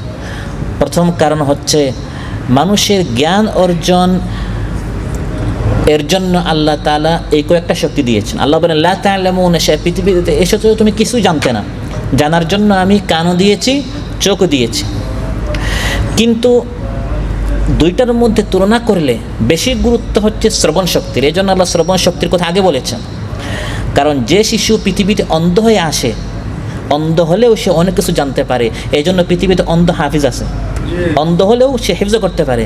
কিন্তু বধির হলে হাফিজ হওয়া অনেক কঠিন। জ্ঞান অর্জন করার কারণ সে শুনতে পারে না, তাকে আপনি বুঝাবেন কি করে? এই জিনিসটা তার নিকট, এই জ্ঞানটা পৌঁছাবেন কি করে? যারা বধির তারাও জ্ঞান অর্জন করে কিন্তু অনেক কষ্টে, কিন্তু যারা অন্ধ তাদের অনেক সহজে। তাহলে দুইটার মধ্যে বেশি গুরুত্ব কোনটার হলো? শ্রবণ শক্তির। এজন্য আল্লাহ তাআলা শ্রবণ শক্তিটা আগে বলেছেন। দ্বিতীয় কারণ, শ্রবণ শক্তি আল্লাহ আগে এজন্য বলেছেন, বর্তমানে বিজ্ঞান আবিষ্কার করেছে যে একটা ভ্রূণ বলা হয়, বাচ্চা যখন মায়ের পেটে থাকে জানিন, এই একটা ভ্রূণের শ্রবণ ইন্দ্রিয়, এই শক্তিটি, শ্রবণ শক্তিটি তার ভিতরে বিকশিত হয় গর্ভধারণের মাত্র 22 দিনের মাথায়। মাত্র 22 দিন যখন আগে তার শ্রবণ শক্তি আসে, তারপর তার দৃষ্টি শক্তি আসে। তাহলে আগে বাচ্চা শুনে তারপর দেখে, 22 দিনের মাথায় শ্রবণ শক্তিটি বিকশিত হয়। আর গর্ভধারণের 4র্থ মাসে পুরোপুরি শ্রবণ শক্তি কাজ করা শুরু করে, সুবহানাল্লাহ। বাচ্চা যখন, এই ভ্রূণটি যখন মায়ের পেটে থাকে, তখন মায়ের পাকস্থলীর গুড়গুড় আওয়াজ, খাবারের আওয়াজ, পান করার আওয়াজ, এমনকি চারপাশের আওয়াজ, মা বাবা যদি ঝগড়া করে এর মানসিক প্রভাব বাচ্চার উপর পড়ে। এগুলো সব বিজ্ঞানীরা আবিষ্কার করেছে, কারণ সে সব শুনে। ঘরের মধ্যে যদি অশান্তি হয়, এর প্রভাব বাচ্চার মধ্যে পড়ে। পুরো দিন যদি গান বাজনা চলে, এই বাচ্চাটি বড় হওয়ার পর গুন্ডা হয়, খারাপ হয়, নষ্ট হয়। আর যদি পুরো দিন ঘরের মধ্যে তিলাওয়াত হয়, মা যদি তিলাওয়াত করে বাচ্চাগুলো শুনে, সে বড় হওয়ার পর অটোমেটিক আল্লাহর ওলি হয়ে যায়, সুবহানাল্লাহ। এভাবে শ্রবণেন্দ্রিয় অন্যান্য ইন্দ্রিয়ের অনেক আগেই একজন নবজাতকের মধ্যে কাজ করা শুরু করে। তাহলে আগে কোনটা আসে? মানুষ আগে শুনে পরে দেখে। এই জন্য আপনি দেখবেন, আপনার যখন বাচ্চা হয়, বাচ্চা মায়ের পেট থেকে ভূমিষ্ঠ হওয়ার সময় তার চোখ বন্ধ থাকে, কিন্তু সে শুনে। এই জন্য বলা হয়েছে আগে তার কানে কী দাও? আদান দাও। পরে আস্তে আস্তে তার চোখটা খুলে দেখতে পায়। তারপর আস্তে আস্তে তার ব্রেন খুলে ধীরে ধীরে যত বড় হয় সে বুঝতে পারে। ওই ধারাবাহিকতা আল্লাহ বলেছেন, বান্দা জানার জন্য তোমাকে শ্রবণ শক্তি দিয়েছি, দৃষ্টি শক্তি দিয়েছি এবং বোধ শক্তি দিয়েছি। আরেকটা লক্ষণীয় বিষয়, কোরআন কারিমে প্রায় আল্লাহ বলেন শ্রবণ শক্তির ক্ষেত্রে এক বচন, আর দৃষ্টি শক্তির ক্ষেত্রে আল্লাহ তাআলা বহু বচন আবসার বলেন। বাসার দু এক জায়গায় আসছে, বেশি আসছে আবসার, মানে দেখার অনেক শক্তি। কিন্তু শোনার ক্ষেত্রে আল্লাহ বলেন শ্রবণ শক্তি একটা। আগের লোকরা এগুলো তো না বুঝলেও বর্তমান বিজ্ঞান আবিষ্কার করেছে। সাম্প্রতিককালে গবেষণায় দেখা গেছে ব্রেইনে ভিজুয়াল সেন্টার, দর্শন কেন্দ্র, দেখার যে সেন্টার, এটা হচ্ছে দুইটা। একটা না দুইটা? তাহলে একের বেশি, একাধিক। এর জন্য কোরআনের মধ্যে আল্লাহ বলেছেন আবসার, বহু বচন আল্লাহ এনেছেন, সুবহানাল্লাহ। কিন্তু ব্রেইনের মধ্যে শোনার যে সেন্টার আছে, যেটাকে আপনার হেয়ারিং সেন্টার বলা হয়, এই শ্রবণ কেন্দ্র হচ্ছে একটা। এর জন্য শ্রবণ কেন্দ্র ক্ষেত্রে সামা বলা হয়েছে একটা, আর আবসার দৃষ্টিশক্তি বহু বচন বলা হয়েছে, কারণ এটা হচ্ছে একাধিক, সুবহানাল্লাহ। সেই যুগে কোনো ভার্সিটিতে মহানবী সাল্লাল্লাহু আলাইহি ওয়াসাল্লাম লেখাপড়া না করলেও কিয়ামত পর্যন্ত বিজ্ঞানীরা যা আবিষ্কার করবে আল্লাহ তাআলা কোরআনের মধ্যে সব বলে দেন, সুবহানাল্লাহ। কান মাসাহ করতে হয়। এই শ্রবণ শক্তি আমরা শুনি কি দিয়া? কান দিয়া। ওযুর সময় আমরা তো শুধু ইবাদতের জন্য কান মাসাহ করি, অবশ্যই ইবাদতের জন্য করতে হবে, কিন্তু মহানবী সাল্লাল্লাহু আলাইহি ওয়াসাল্লাম যত কিছু শিখিয়েছেন প্রত্যেকটার পেছনে কি আছে? হিকমত আছে। বর্তমানে বিজ্ঞানীরা আবিষ্কার করেছে কান মাসাহ করার ফলে মানুষের কানের যে ময়লা এটা দূর হয়ে যায়, এবং এর দ্বারা শ্রবণ শক্তির ভিতরে একটা অজানা শান্তি সৃষ্টি হয়, সুবহানাল্লাহ, এবং এর প্রভাবটা অন্তরে যায়। এই জন্য কানগুলো মাসাহ করতে বলা হয়েছে, এর প্রভাব একবারে হৃদয় পর্যন্ত পৌঁছে যায়। এই কান শ্রবণ শক্তি আল্লাহ তাআলা আমাদেরকে দিয়েছেন যাতে করে এর মাধ্যমে আমি আপনি হক জানতে পারি, কোরআন জানতে পারি, সুন্নাহ জানতে পারি, আল্লাহর দ্বীন আমরা জানতে পারি। ইন্নামা ইয়াস্তাজিবুল্লাযীনা ইয়াসমাউন, আল্লাহ তাআলা বলেন এই দ্বীনের আলোচনা যখন করা হয়, কোরআনের তিলাওয়াত যখন করা হয়, এই আলোচনা থেকে তারাই উপকৃত হবে। হক এর আহ্বান তারাই গ্রহণ করবে যারা শুনে। আল্লাহ আপনাকে দিয়েছেন এই হকটা শোনার জন্য। যদি ভালো করে শোনেন তখন আপনি আলোচনা বুঝতে পারবেন, আর বুঝলে আপনি আমল করতে পারবেন। অতএব এই কানটি আল্লাহ তাআলা দিয়েছেন ভালো জিনিস শোনার জন্য। কোরআন শুনবেন, দ্বীনি আলোচনা শুনবেন, এই সকল ভালো কাজে ব্যবহার করার জন্য আল্লাহ তাআলা আমাদেরকে শ্রবণ শক্তি দিয়েছেন। রাসূল সাল্লাল্লাহু আলাইহি সাল্লাম নিজে যেমন কোরআন তিলাওয়াত করতেন, তিনি অন্যের কাছ থেকে কোরআন তিলাওয়াত শুনতেন, সুবহানাল্লাহ। এই কান দিয়ে কোরআন তিলাওয়াত শুনতে হবে। বুখারী মুসলিমে এসেছে, ইবনে মাসউদ রাদিয়াল্লাহু আনহুকে মহানবী সাল্লাল্লাহু আলাইহি সাল্লাম ইরশাদ করলেন, ইকরা আলাইয়াল কোরআন, হে ইবনে মাসউদ কোরআন তিলাওয়াত করে আমাকে শোনাও। তিনি বললেন, আকরাউ আলাইকা ওয়া আলাইকা উনজিল, আপনাকে পড়ে শোনাবো অথচ আপনার উপরে কোরআন নাজিল হয়েছে। মহানবী সাল্লাল্লাহু আলাইহি সাল্লাম ইরশাদ করলেন, ইন্নী উহিব্বু আন আসমাআহু মিন গায়রি, আরেকজনের কাছ থেকে তিলাওয়াত শোনা এটি আমার নবীর অনেক ভালো লাগে, সুবহানাল্লাহ। অতএব এই কান দিয়ে আমরা কোরআন শুনবো, দ্বীনি আলোচনা শুনবো, তাফসীর শুনবো, হাদিস শুনবো, ভালো ভালো জিনিস আমরা শুনবো। রব্বানা ইন্নানা সামি'না মুনাদিয়ান ইউনাদি লিল ঈমানি আন আমিনু বিরাব্বিকুম ফাআমান্না। আল্লাহ তাআলা বলেন ঈমানদারেরা বলে, হে আল্লাহ আমরা একজন আহ্বানকারীকে শুনেছি, তিনি ঈমানের দিকে আহ্বান করছেন, কোরআনের দিকে আহ্বান করছেন, দ্বীনের দিকে আহ্বান করছেন। আমরা তাকে শুনেছি, শোনা মাত্র আমরা তার আহ্বানে সাড়া দিয়েছি, ঈমান এনেছি, সুবহানাল্লাহ। ঈমানদারের ভালো ভালো জিনিস শুনে তারপর আমল করে। আযান শুনবেন, তারপর আযানের জবাব দিবেন। এই কানটা আল্লাহ তাআলা দিয়েছেন আযানের সময় গল্প করার জন্য নয়, বরং আযানের সময় আযান শুনবে এবং আযানের জবাব দিতে হবে। বুখারী মুসলিমে এসেছে, রাসূল সাল্লাল্লাহু আলাইহি ওয়াসাল্লাম ইরশাদ করেন, ইযা সামি'তুমুল মুআযযিন ফাকুলু মিছলা মা ইয়াকুল, মুআযযিনকে যখন তোমরা শুনবে তখন তিনি যা বলেন তোমরা তার জবাব দিবে। আর যারা আল্লাহ তাদেরকে কান দিয়েছেন, শ্রবণ শক্তি দিয়েছেন, এই শ্রবণ শক্তি যারা ব্যবহার করে না, দ্বীন শোনে না, দ্বীনের আলোচনা শুনে না, আল্লাহ তাআলা বলেন যেরকম মৃত ব্যক্তিকে শোনানো সম্ভব নয়, একটি লাশের সামনে আপনি যদি 1 ঘন্টা আলোচনা করেন সে যেরকম আমল করতে পারবে না, কারণ তার শ্রবণ শক্তি নেই। যাদেরকে আমি আল্লাহ তাআলা শ্রবণ শক্তি দিয়েছি, এই কান দিয়ে সে হক শোনার তার নিয়তি নেই, ওই লাশ মৃত ব্যক্তি যেরকম আমল করতে পারবে না, এই বিমুখ যারা বধির হয়ে সেজে আছে তারাও কখনো আমল করতে। فإنك لا تسمع الموتى ولا تسمع الصم الدعاء إذا ولوا مدبرين নবী হে আপনি তো দ্বীনের আলোচনা করেছেন, আপনি তো দাওয়াত দিচ্ছেন। ইদা ওয়াল্লাউ মুদবিরিন, তারা যদি মুখ ফিরিয়ে চলে যায়, কান্দে যদি তারা আপনার আলোচনা শুনতেই না চান, যেরকম মৃত ব্যক্তিকে আপনি শোনাতে পারবেন না, এই বধিরদেরকেও শোনানো সম্ভব নয়। নবীদেরকে আল্লাহ তাআলা পাঠিয়েছেন হিদায়াত দিয়ে, হকের দাওয়াত দিয়ে, কিন্তু কাফির মুশরিকরা যুগে যুগে কান আল্লাহ তাদেরকে দিয়েছিলেন, কিন্তু এই কান দিয়ে তারা নবীর কথা শুনে নাই, দাঈল আল্লাহদের কথা শুনে নাই, কোরআন সুন্নাহর আলোচনা তারা শুনে নাই। এমনকি নূহ আলাইহিস সালাম তিনি তো বললেন, হে আল্লাহ, আমি আমার জাতিকে 950 বছর দাওয়াত দিয়েছি, যখন তাদেরকে দাওয়াত দিতাম এই কান দিয়ে তারা আমার দাওয়াত শোনা তো দূরের কথা, আমার আলোচনা না শোনার জন্য তারা কানে কি করত, আঙ্গুল তারা রেখে দিত। নাউযু বিল্লাহ। وإني كلما دعوتهم لتغفر لهم جعلوا أصابعهم في آذانهم, তিনি আল্লাহর নিকট ফরিয়াদ করছেন, হে আল্লাহ, এই জাতিকে আমি এত কাল পর্যন্ত দাওয়াত দিয়েছি, কিন্তু মাত্র 80-82 জন ঈমান এনেছে। এত অল্প সংখ্যক মানুষ ঈমান আনার কারণ হচ্ছে এই, তারা কান দিয়ে আমার আলোচনা শুনতে চাইতো না। আমি যখন তাদের নিকট যেতাম, আমাকে না দেখার জন্য তারা মুখে কাপড় দিয়ে দিত, চোখে তারা কাপড় দিত, আর কানে তারা আঙ্গুল রাখতো। তো আল্লাহ তাআলা বলেন, এই সকল মানুষ এই জন্যই গাফিল, এই জন্যই উদাসীন। তাদের সামনে দিনের পর দিন, সপ্তাহের পর সপ্তাহ, মাসের পর মাস দিনের আলোচনা করা হয়, কিন্তু তারা কান পেতে শুনে না, মন দিয়ে শুনে না। মা ইয়াতিহিম মিন যিকরিম মির রাব্বিহিম মুহদাসিন ইল্লা ইসতামাউহু ওয়া হুম ইয়ালআবুন লাহিয়াতান কুলুবুহুম। আল্লাহ তাআলা বলেন, মা ইয়াতিহিম মিন যিকরিম মির রাব্বিহিম মুহদাসিন, কোরআন থেকে নতুন নতুন বিষয় আলোচনা করা হচ্ছে, বিষয়ভিত্তিক আলোচনা করা হচ্ছে, এরপরেও এরা গাফিল কেন? ইসতামাউহু ওয়া হুম ইয়ালআবুন, তারা খেল তামাশা করে করে শুনে, মোবাইল দিয়ে খেলে, দুনিয়া নিয়ে চিন্তা করে, ফিকির করে, এভাবে মন এখানে নেই। কানটা মনে হচ্ছে শুধু কিছু শব্দ যাচ্ছে, কিন্তু মনোযোগ দিয়ে শোনে না। ভালো করে কানের ভিতরে সে কী আলোচনা করা হচ্ছে ভালো করে সে না শোনার কারণে দেখা যায় আমাদের দেশে দিনের পর দিন তাফসির মাহফিল হচ্ছে, সুদখোরের সংখ্যা কমে না, বরং বাড়ছে। বেনামাজির সংখ্যা বাড়ছে, নাফরমানিও বাড়ছে, কারণ আলোচনা হচ্ছে, কিন্তু যেভাবে শোনার কথা সেভাবে মানুষ আল্লাহর কান দিয়ে মানুষ শুনছে না। অতএব কান দিয়ে ভালো করে কোরআন সুন্নাহ শুনতে হবে, জানতে হবে।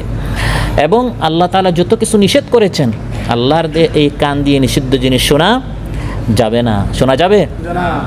প্রথম জিনিস শোনা যাবে না আল্লাহর দেয়া কান দিয়ে, সেটা হচ্ছে গান বাজনা, বাদ্যযন্ত্র, মিউজিক ইত্যাদি। আল্লাহর দেয়া এই বিশাল নিয়ামত, কান দিয়ে এগুলো শোনা যাবে না। আল্লাহ তাআলা বলেন, ওয়াস্তাফজিজ মান ইসতাতা'তা মিনহুম বিসাউতিক। ইবলিসকে আল্লাহ তাআলা বলেছেন, হে ইবলিস, যা তোর শব্দ দ্বারা, আওয়াজ দ্বারা, মিউজিক দ্বারা বনি আদমকে পথভ্রষ্ট কর। এই মিউজিক হচ্ছে শয়তানের আওয়াজ। শয়তান মানুষকে পথভ্রষ্ট করার জন্য সামন থেকে, পিছন থেকে, ডান বাম থেকে আসবে। পথভ্রষ্ট করার তার অন্যতম একটি হাতিয়ার হচ্ছে তার সাউন্ড, শয়তানের আওয়াজ। বিসাউতিকা, শয়তানের আওয়াজ দ্বারা উদ্দেশ্য হচ্ছে মিউজিক। শয়তানের আওয়াজ শোনা যাবে না, রহমানের আওয়াজ শুনতে হবে। কার আওয়াজ শুনতে হবে? আল্লাহর আওয়াজ, কোরআনের আওয়াজ শুনতে হবে। শয়তানের আওয়াজ হচ্ছে গান বাজনা, এগুলো শোনা। 2 নম্বর হচ্ছে অবৈধ প্রেম, এই আওয়াজ শোনা যাবে না।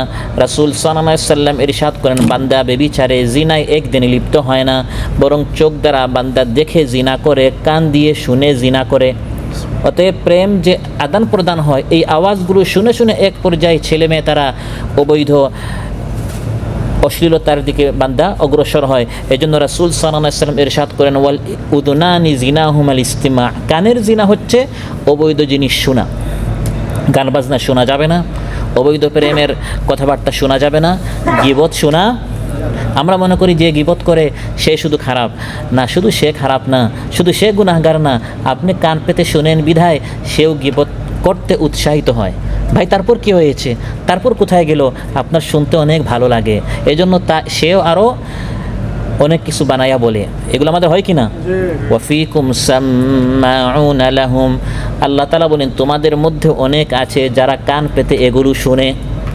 এই সকল আল্লাহর দেয়া কান দিয়ে এই শ্রবণ শক্তি গীবত শোনার এই অপরাধে ব্যবহার করা যাবে না।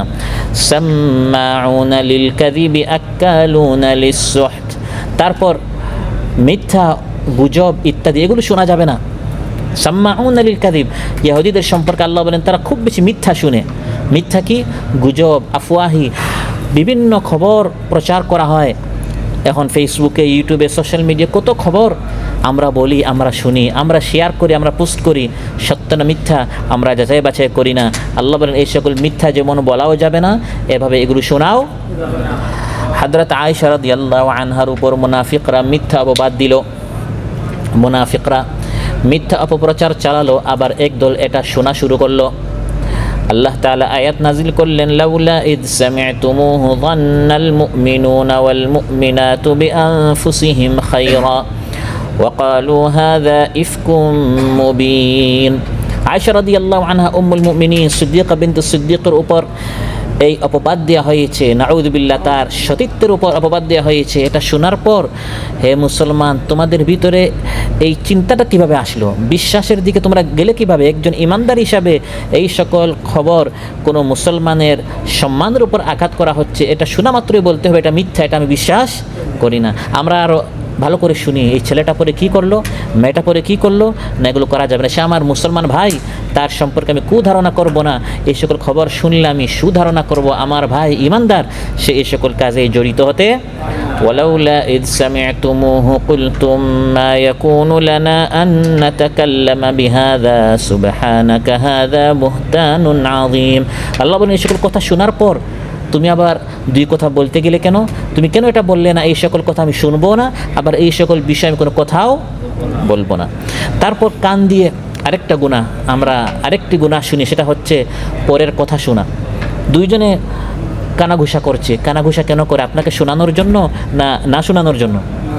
বলেন, দুইজনে কানাঘুষা করে আপনাকে শোনানোর জন্য? আমাদের অনেকে বদভ্যাস, দুইজনে কথা বলে আমরা কান পেতে শুনি তারা দুইজন কি বলে। তারা তো গোপনে বলছে, বা তারা গোপনে ওই রুমে গিয়ে বা একটু আলাদা ওই কথা বলছে আপনাকে না শোনানোর জন্য, কিছু প্রাইভেট কথা আছে। রাসূল সাল্লাল্লাহু আলাইহি ওয়াসাল্লাম ইরশাদ করেন, বুখারীতে এসেছে, মান ইসতামাআ ইলা হাদিসি কওমিন ওয়া হুম লাহু কারিহুন সুব্বা ফি উযুনাইহি আল-আনিকা ইয়াউমাল কিয়ামা। যারা শোনাতে চায় না তারপরেও তাদের কথা কান পেতে শুনে, এই ধরনের অপরাধ যারা কান দিয়ে করবে, কিয়ামতের দিন তাদের কানে সীসা ঢালা হবে। নাউযুবিল্লাহ। সীসা হচ্ছে অত্যন্ত গরম একটি জিনিস, কানে এই জন্য ঢালা হবে কারণ এই কান দিয়ে সে গুনাহ করেছিল। তারপর আপনার এই কান দিয়ে আপনি শুনলেন অমুকে আপনার সম্পর্কে এটা বলেছে, অমুকে সেটা বলেছে, সব বিষয় একসঙ্গে যেতে নাই। কিছু জিনিস শুনেও না শোনা, কিছু জিনিস সব কিছু শুনলে আপনি বাঁচতে পারবেন না। এত মাইন্ড করলে, এত অভিমান করলে সমাজের সবার সাথে চলা যায় না। রাসূল সাল্লাল্লাহু আলাইহি ওয়াসাল্লাম সম্পর্কে আল্লাহ তাআলা ইরশাদ করেন, ওয়া মিনহুমুল্লাযীনা ইউযুনান নাবিয়্যা ওয়া ইয়াকুলুনা হুয়া উযুন কুল উযুনু খায়রিল লাকুম ইউমিনু বিল্লাহি ওয়া ইউমিনু লিল মুমিনিন। মুনাফিকরা এসেছে রাসূল সাল্লাল্লাহু আলাইহি ওয়াসাল্লামের মজলিসে, বৈঠকে এসে বলতো অমুকে এটা করেছে, তমুকে এটা করেছে। মহানবী সাল্লাল্লাহু আলাইহি ওয়াসাল্লাম শুনেও যেমন শুনছেন না। মুনাফিকরা বলল, এই নবীটা কি, সে কি বধির? আমরা তাকে এত কিছু বলি, তিনি শুনেন না কেন? আল্লাহ বলেন, তিনি যে শুনেন এটা তোমাদের জন্য কল্যাণকর। তিনি সব কিছু শুনেন, কিন্তু শুনেও না শোনার কারণ এই সকল বিষয়, এগুলো হচ্ছে তুচ্ছ কাজ, অনর্থক কাজ, বেফায়দা কাজ। ইমানদার ব্যক্তির অনেক কাজ আছে, কোরআন প্রচার করবে, কোরআনের দিকে দাওয়াত দিবে, দাওয়াতি কাজ করবে, অনেক কাজ আছে। এই ধরনের অনর্থক বেফায়দা কাজ সে সব কিছু ভালো করে শুনে একশনে গেলে সে তার মূল কাজ করতে পারবে না। এই জন্য অনেকে আপনার সমালোচনা করবে, আপনার পিছনে অনেকে পড়বে, কি বললো ওই দিকে আপনি কান পেতে শুনবেন না। وَإِذَا سَمِعُوا اللَّغْوَ أَعْرَضُوا عَنْهُ وَقَالُوا لَنَا أَعْمَالُنَا وَلَكُمْ أَعْمَالُكُمْ سَلَامٌ عَلَيْكُمْ لَا نَبْتَغِي الْجَاهِلِينَ। আল্লাহ তাআলা বলেন, ইমানদারদের গুণ হচ্ছে তারা যখন এই ধরনের অনর্থক কথাবার্তা শুনে, কান দিয়ে শুনলেন অনর্থক বেফায়দা কথা, তখন তারা অ্যাকশনে যায় না, বরং তারা বলে তোমাদের উপর সালাম, তোমরা আমাদের সমালোচনা করছো, তোমাদের উপর সালাম, তোমাদের আমলের হিসাব তোমরা দিবে, আমার আমলের হিসাব আমি দিব, আমার আরও অনেক দিনের কাজ আছে। এভাবে তোমাদের উত্তর জবাব দিয়ে দিয়ে তোমরা সময় নষ্ট করতে পারো, আমি সময় নষ্ট করতে পারি না। এভাবে যারা তাদের কানের হেফাজত করবে এই দুনিয়াতে, আখিরাতে জান্নাতে আল্লাহ তাআলা তাদেরকে সুন্দর সুন্দর জিনিস শোনাবেন। জান্নাতে যেমন সুস্বাদু খাবার আছে, ভালো জিনিস দেখার মতো আছে, সুললিত কণ্ঠে মধুর আওয়াজে জান্নাতে অনেক আওয়াজ আল্লাহ তাআলা ঈমানদারদেরকে শোনাবেন। ফাআম্মাল্লাযীনা আমানু ওয়া আমিলুস সালিহাতি ফাহুম ফি রাওদাতিন ইউহবারুন আই ইয়াসমাউনা কালামান তাইয়্যিবা। আল্লাহ তাআলা বলেন ঈমানদারেরা জান্নাতে ভালো ভালো জিনিস শুনবে। ভালো জিনিস শোনা এটাও একটা নিয়ামত। সবসময় চিৎকার শোনা, এমন আওয়াজ শোনা যাতে আপনার মাথা ব্যথা করে, এটা কি নিয়ামত না একটা আপদ? আপদ। তো জান্নাতে আল্লাহ তাআলা একটি নিয়ামত দিবেন, সেটা হচ্ছে ঈমানদারদেরকে সুন্দর আওয়াজ শোনাবেন যারা এই দুনিয়াতে তাদের কানের হেফাজত করবে। মায়ের পেট থেকে বের হওয়ার পর আল্লাহ তাআলা বলেন প্রথম জিনিস তোমাদেরকে দিয়েছি শ্রবণ শক্তি। 2 নম্বর আল্লাহ তাআলা বলেন তোমাদেরকে দিয়েছি দৃষ্টিশক্তি। আল্লাহ তাআলা আমাদের প্রত্যেককে চোখ দিয়েছেন। চোখ, চক্ষু, আখি, নয়ন, বাংলায় অনেক শব্দ সাহিত্যে এসেছে, কবিতায় কবিরা অনেক শব্দ তারা ব্যবহার করে এই চোখের পরিচয় দেওয়ার জন্য। আল্লাহর কত বড় নিয়ামত, সুবহানাল্লাহ। আলাম নাজআল লাহু আইনাইন ওয়া লিসানান ওয়া শাফাতাইন। কানের পর আল্লাহ বলেন আমি কি বান্দাকে 2টি চোখ দেই নাই? কানও আল্লাহর নিয়ামত, চোখও আল্লাহর নিয়ামত। চোখের কাজ কি? মানব দেহের পরিচালনা করে মস্তিষ্ক। এই ব্রেইন মানুষের গোটা দেহ পরিচালনা করে। মস্তিষ্ক পর্যন্ত বিভিন্ন তথ্য ইনফরমেশন পৌঁছার জন্য অনেক সেন্টার রয়েছে। তারা খবরগুলো মাথা পর্যন্ত পৌঁছায়, ব্রেন পর্যন্ত পৌঁছায়। একটা সেন্টার হচ্ছে শুনে শুনে শুনে মানুষ অনেক কিছু জানে, তারপর ব্রেন দ্বারা এটা অনুধাবন করে। যেমন এখন আপনারা শুনছেন, শুনে শুনে অনুধাবন করছেন। আরেকটা হচ্ছে দেখে দেখে দেখে শিখা। শুনে শুনে শিখা, আবার দেখে দেখে শিখা। চোখ দেখে বহুদূর পর্যন্ত এই চোখ দেখে অবজার্ভ করে মস্তিষ্কের কাছে তথ্যগুলো পৌঁছায়। চারপাশের অনেক দৃশ্যবলী, অনেক চিত্র চোখের সহায়তায় মস্তিষ্কে দৃশ্যকরণ করে তথ্য পাঠায়। মস্তিষ্কের সিদ্ধান্ত নেওয়ার ক্ষেত্রে চোখের বিশাল ভূমিকা রয়েছে। চোখ দেখলো একটা সাপ, যদি চোখে না দেখতো, অন্ধ, তার কাছে এই জ্ঞানটা নাই যেখানে সামনে একটা সাপ আছে। ব্রেইন যে সিদ্ধান্ত নেবে, ব্রেইন সঙ্গে সঙ্গে হাতকে বলবে লাঠি ধরো, পাকে বলবে হয় পলায়ন করো, বা ওই সাপের দিকে অগ্রসর হয়ে হাত দ্বারা এটা আঘাত করো। এই প্রথম তত্ত্বটা দিয়েছে কে? চোখ। انظر إلى المرء وقل من شق فيه بصره من ذا الذي جهزه بقدرة مبتكرة ذاك هو الله الذي أنعمه منهمرة ذو حكمة بالغة وقدرة مقتدرة। কবি বলেন মানুষের দিকে তাকাও, সুবহানাল্লাহ। আল্লাহকে চিনতে হলে শুধু আপনি নিজের বডির দিকে তাকালেই আল্লাহকে চিনতে পারবেন আল্লাহ কত বড় স্রষ্টা। উনজুর ইলাল মারই, মানুষের দিকে তাকাও। ওয়াকুল মান শাক্কা ফীহি বাসরা, বলো এই মানুষের মধ্যে কে তাকে 2টি নয়ন দিয়েছেন, তাকে 2টি চোখ দিয়েছেন। বিশাল এই শক্তি, দৃষ্টি শক্তি দ্বারা মানুষকে কে সাজিয়েছেন? তিনি হচ্ছেন আল্লাহ তাআলা, যার নিয়ামত মানুষের উপর মুষলধারে বৃষ্টির মতো বর্ষিত হচ্ছে। বিশাল ইলমের অধিকারী, প্রচণ্ড শক্তির অধিকারী আল্লাহ তাআলা এই 2টি শক্তি মানুষকে দিয়েছেন, সুবহানাল্লাহ। প্রিয় ভাইরা, উন্নত মানের যে সকল ক্যামেরা আছে, আধার রাতে, অন্ধকার রাতে ছবি ক্লিয়ার করতে পারে না, একেবারে একটা লাইট নাই, সেখানে যত উন্নত মানের আপনার ক্যামেরা হোক, দেখা যায় সেখানে কোনো কিছু দেখা যায় না। আপনাকে আল্লাহ তাআলা এমন 2টি ক্যামেরা দিয়েছেন, যত অন্ধকার হোক না কেন আমরা তখন চোখটা ছোটো করি না বড় করি? বড় করে। আমাদের চোখের কাজ হচ্ছে আলোর বিপরীত। যদি আলো বেশি হয় তখন চোখটা আমরা কী করি? ছোটো করি, কারণ বেশি আলো হয়ে গেছে। আর যদি আলো একবারে কমে যায়, বেশি কম হলে তখন আমরা চোখটা বড় করি ভালো করে দেখার জন্য। উন্নত মানের ক্যামেরা, পাওয়ারফুল, সুপার পাওয়ার আল্লাহ তাআলা আপনাকে ক্যামেরা দিয়েছেন, চোখ দিয়েছেন। যত অন্ধকার হোক না কেন, বোধগম্য না হলেও মোটামুটি আপনি বুঝতে পারেন সামনে এটা কি, সুবহানাল্লাহ। চোখের আরেকটা বিশেষ বৈশিষ্ট্য হচ্ছে চোখ ঘুমায়। ঘুম আসে নাকের উপর না কানের উপর? পুরা শরীর বিশ্রাম নেয়, কিন্তু মূলত ঘুমটা আসে চোখের উপর। ঘুমের মাধ্যমে আমরা ক্লান্তি কাটিয়ে সজীবতায় ফিরি। চোখে যথাযথ যদি ঘুম না হয় তাহলে শরীর অস্বাভাবিক হয়, চেহারা, শরীর ও মন তছনছ হয়ে যায়, চোখের কোণে কালি জমে, মেজাজ খিটখিটে হয়ে যায়। এজন্য আল্লাহ তাআলা বলেন ওয়াজআলনা নাওমাকুম সুবাতা, তোমাদের এই ঘুমটা আমি আল্লাহ তাআলা তোমাদের আরাম এবং বিশ্রামের হিসাবে একটা নিয়ামত দিয়েছে, সুবহানাল্লাহ। চোখের আরেকটা বৈশিষ্ট্য হচ্ছে চোখ কাঁদে। চোখ না কান কাঁদে? আপনার যখন মন বিষণ্ণ হয় তখন আপনার কান থেকে পানি বের হয় নাকি? চোখ থেকে পানি বের হয়। সুবহানাল্লাহ। আমাদের মন যখন বিষণ্ণ হয়, চিন্তিত হয়, ভারাক্রান্ত হয়, বিধ্বস্ত হয়, তখন চোখ থেকে অশ্রু নামে। যদি চোখের অশ্রুর এই ব্যবস্থা না থাকতো, বর্তমান সায়েন্স বলছে মানুষ দুঃখে মারা যেত। এই চোখ থেকে এই অশ্রু বের হওয়ার কারণে কষ্টটা হালকা হয়। আপনার অজান্তে যদি এই অশ্রুগুলো ভিতরে জমে যায় তখন কষ্ট আরও ভারী হয়, আর অশ্রুগুলো বের হওয়ার কারণে আপনার সমস্যাটি, বিপদটি একটু কী হয়, হালকা হয়। যেহেতু চোখ থেকে পানি বের হয়, অশ্রু বের হয়, রাসূল সাল্লাল্লাহু আলাইহি ওয়াসাল্লাম ইরশাদ করেন তাহলে এই পানিটা যেন রবের ভয় হয়। সুবহানাল্লাহ। আইনানি লা তামাসসুহুমান নার, দুই চোখের জন্য জাহান্নামের আগুন আল্লাহ হারাম করে দেন। আইনুন বাতাত তাহরুসু ফি সাবিলিল্লাহ, একটি হচ্ছে সেই চোখ আল্লাহর রাস্তায় পাহারা দেয়। ও আইনুন বাকাত মিন খাশিয়াতিল্লাহ, আরেক চোখ হচ্ছে আল্লাহর ভয়ে ক্রন্দন করে। সুবহানাল্লাহ। জমজমের পানি দ্বারা জাহান্নামের আগুন নিভে না, আল্লাহর ভয়ে যে চোখ থেকে পানি বের হয়েছে সেই পানি দ্বারা জাহান্নামের আগুন নিভে যায়। সুবহানাল্লাহ। তাহলে আপনার চোখের ভিতরে এমন পানি আছে যে পানি জমজমের পানি থেকে আরও পাওয়ারফুল। সুবহানাল্লাহ। চোখের আরেকটি বৈশিষ্ট্য আছে, চোখের ভাষা আছে। চোখের কি আছে? মুখেরও ভাষা আছে, ফিঙ্গার ল্যাঙ্গুয়েজ, আঙ্গুলের কি আছে? ভাষা আছে, আবার চোখেরও ভাষা আছে।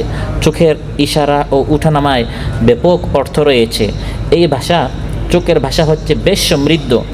মুখের ভাষার চেয়ে চোখের ভাষা আরও শক্তিশালী, আবার অনেকটা জটিলও। কাফির মুশরিকরা যুগে যুগে চোখের ইশারায় তারা চায় ইসলামের আলোকে বন্ধ করে দিতে। রাসূল সাল্লাল্লাহু আলাইহি ওয়াসাল্লাম যখন দ্বীনের আলোচনা করতেন, ওইদিকে আবু জাহেল, ওইদিকে আবু লাহাব, তারা চোখের ইশারা দিয়ে দিয়ে মস্কারি করতো, ঠাট্টা করতো, বিদ্রূপ করতো। এক কাফির আরেক কাফিরকে বিভিন্ন জিনিস তারা বুঝাতো, যাতে করে মহানবী সাল্লাল্লাহু আলাইহি ওয়াসাল্লাম এবং মুসলমানরা কষ্ট পায়, দ্বীনের মেহনতটা যেন বন্ধ হয়ে যায়। কোরআনের মধ্যে আল্লাহ ইরশাদ করেন, ওয়া ইয়াকাদুল্লাযীনা কাফারু লায়ুযলিকুনাকা বিআবসারিহিম লাম্মা সামি'উ যিকরা ওয়া ইয়াকুলুনা ইন্নাহু লামাজনুন।